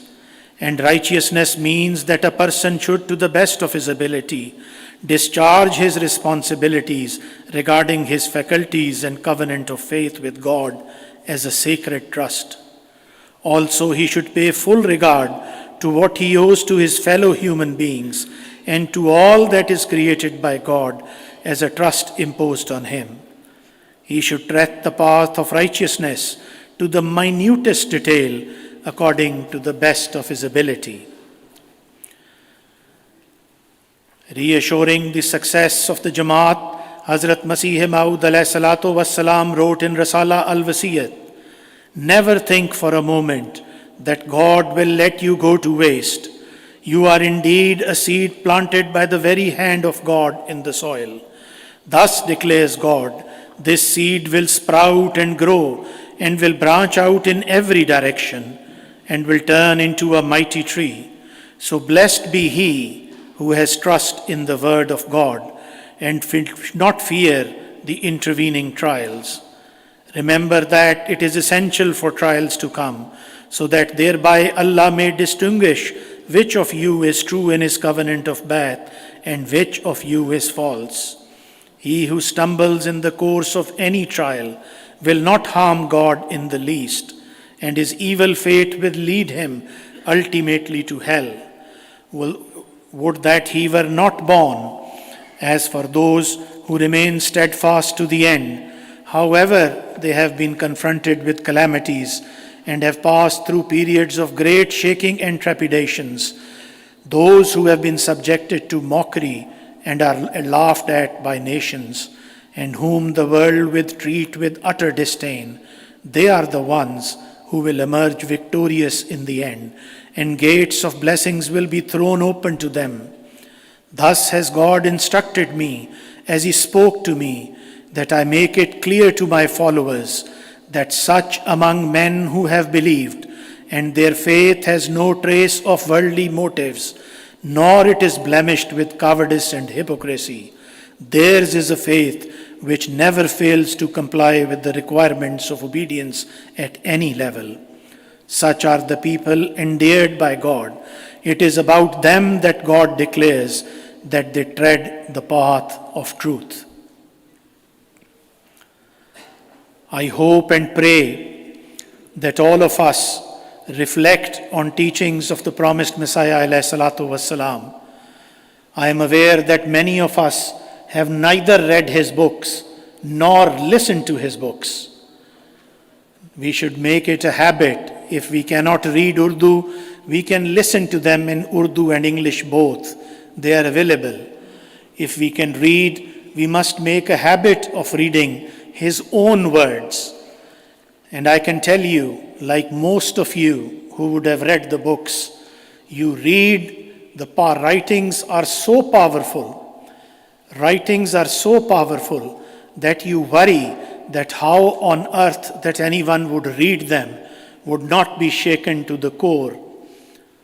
God speaks to his prophets, and he spoke to promised Messiah alayhi salatu wassalam, क्योंकि वो जिंदा खुदा है, वो आज भी बोलता है जिस तरह वो पहले बोलता था. And that is the difference in religion that we follow or the others follow. But to continue to gain the blessings of Hazrat Masih Maud alayhi salatu wassalam, to be continued to be counted in his followers, it is the only way to continue to do that is remain attached to Khilafat-e-Ahmadiyya. Khilafat is that thing which will keep you on the right path, regardless of whether you understand anything which is said by Khalifa of the time or not. That blind faith and blind following, that whatever is being said by his Khalifa is divine, because Allah Ta'ala takes it upon himself to fulfill the words which come out of his beloved's mouth. He listens to prayers. We have heard countless examples of this.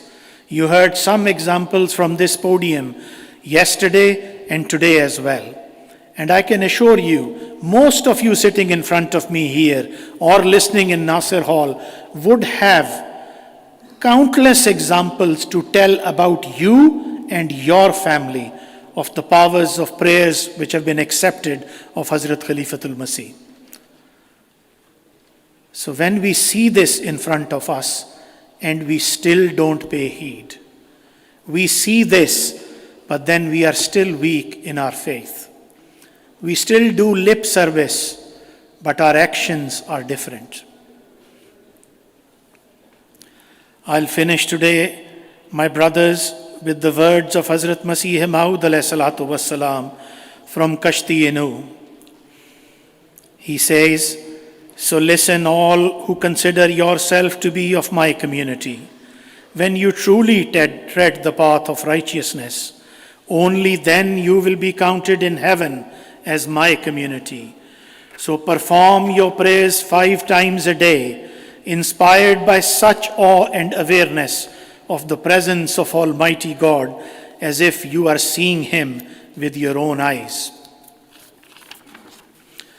Also observe the days of fast sincerely for the sake of Allah, fulfilling their requirement. Each one of you who is accessible to zakat should pay zakat. Similarly, anyone upon whom pilgrimage has become obligatory and has no cause for exemption must perform pilgrimage. Do good deeds in the best manner and reject evil with repugnance. Remember that no deed of yours which is devoid of righteousness will ever be entertained by God. An act of goodness is only that which is rooted in the fear of God. No act in which this root remains intact will be permitted to go to waste. It is inevitable that you should be tried with diverse trials of pain and misfortune as the faithful before you were tried. So remain always wary lest you should stumble. The earth can do you no harm as long as you have firm ties with heaven. If ever you come to grief, you will come to grief at your own hands rather than at the hands of your enemies. Please listen. If you ever come to grief, you will come to grief at your own hands rather than the hands of your enemies. If you lose all honor on this earth, God will bestow an eternal honor upon you in heaven. So leave Him not. You are bound to suffer pain at their hands, and you will be deprived of the fulfillment of many of your aspirations. But be not heavy-hearted. God merely tries you, whether you are steadfast in His cause or not. If you desire that even angels should praise you in heaven, then suffer in the path of Allah with grace and remain cheerful. Hear abuse and remain grateful, and despite frustration, break not your ties with God. You are the last people raised by God, so do such deeds of piety as touch the loftiest standards of excellence. My dear brothers, people from Indo-Pakistan subcontinent were blessed that Hazrat Masih Maud alayhi salatu wassalam's advent happened in them. But please remember that if we do not follow his path righteously, if we do not listen to his teachings, if we do not give the sacrifices and improve our morals, God can bring nations from around the world which can overtake you. Do not forget that as belonging to the same nation to which the promised Messiah ﷺ himself belonged, it is incumbent upon us that we make all our efforts with all our endeavor that we and our progeny for all times to come remain associated with the institution of Khilafat. May Allah have mercy on promised Messiah ﷺ and his progeny, and may Allah enable us all to benefit from the guidance and prayers of Hazrat Masih Maud ﷺ and Khulafai Ahmadiyyat. Please pray for Hazur Aqdas Ayyadahullah Ta'ala bin Asl Aziz and his long life, so we may be able to continue to gain blessings from his prayers for a long time to come. Ameen. We will now break for lunch. As I've already said, after lunch, between 2:30, before 2:30, if people can come back to this hall, 2:15 I would prefer, and we can start the next session awaiting arrival of Huzur Aqdas, Ayyadahullahu Ta'ala bin Aziz. As soon as we will be aware of the final time of his arrival, we will move to the mosque to offer Zuhr and Asr prayers behind him, and then come straight back here. Jazakumullah wa ahsan jaza.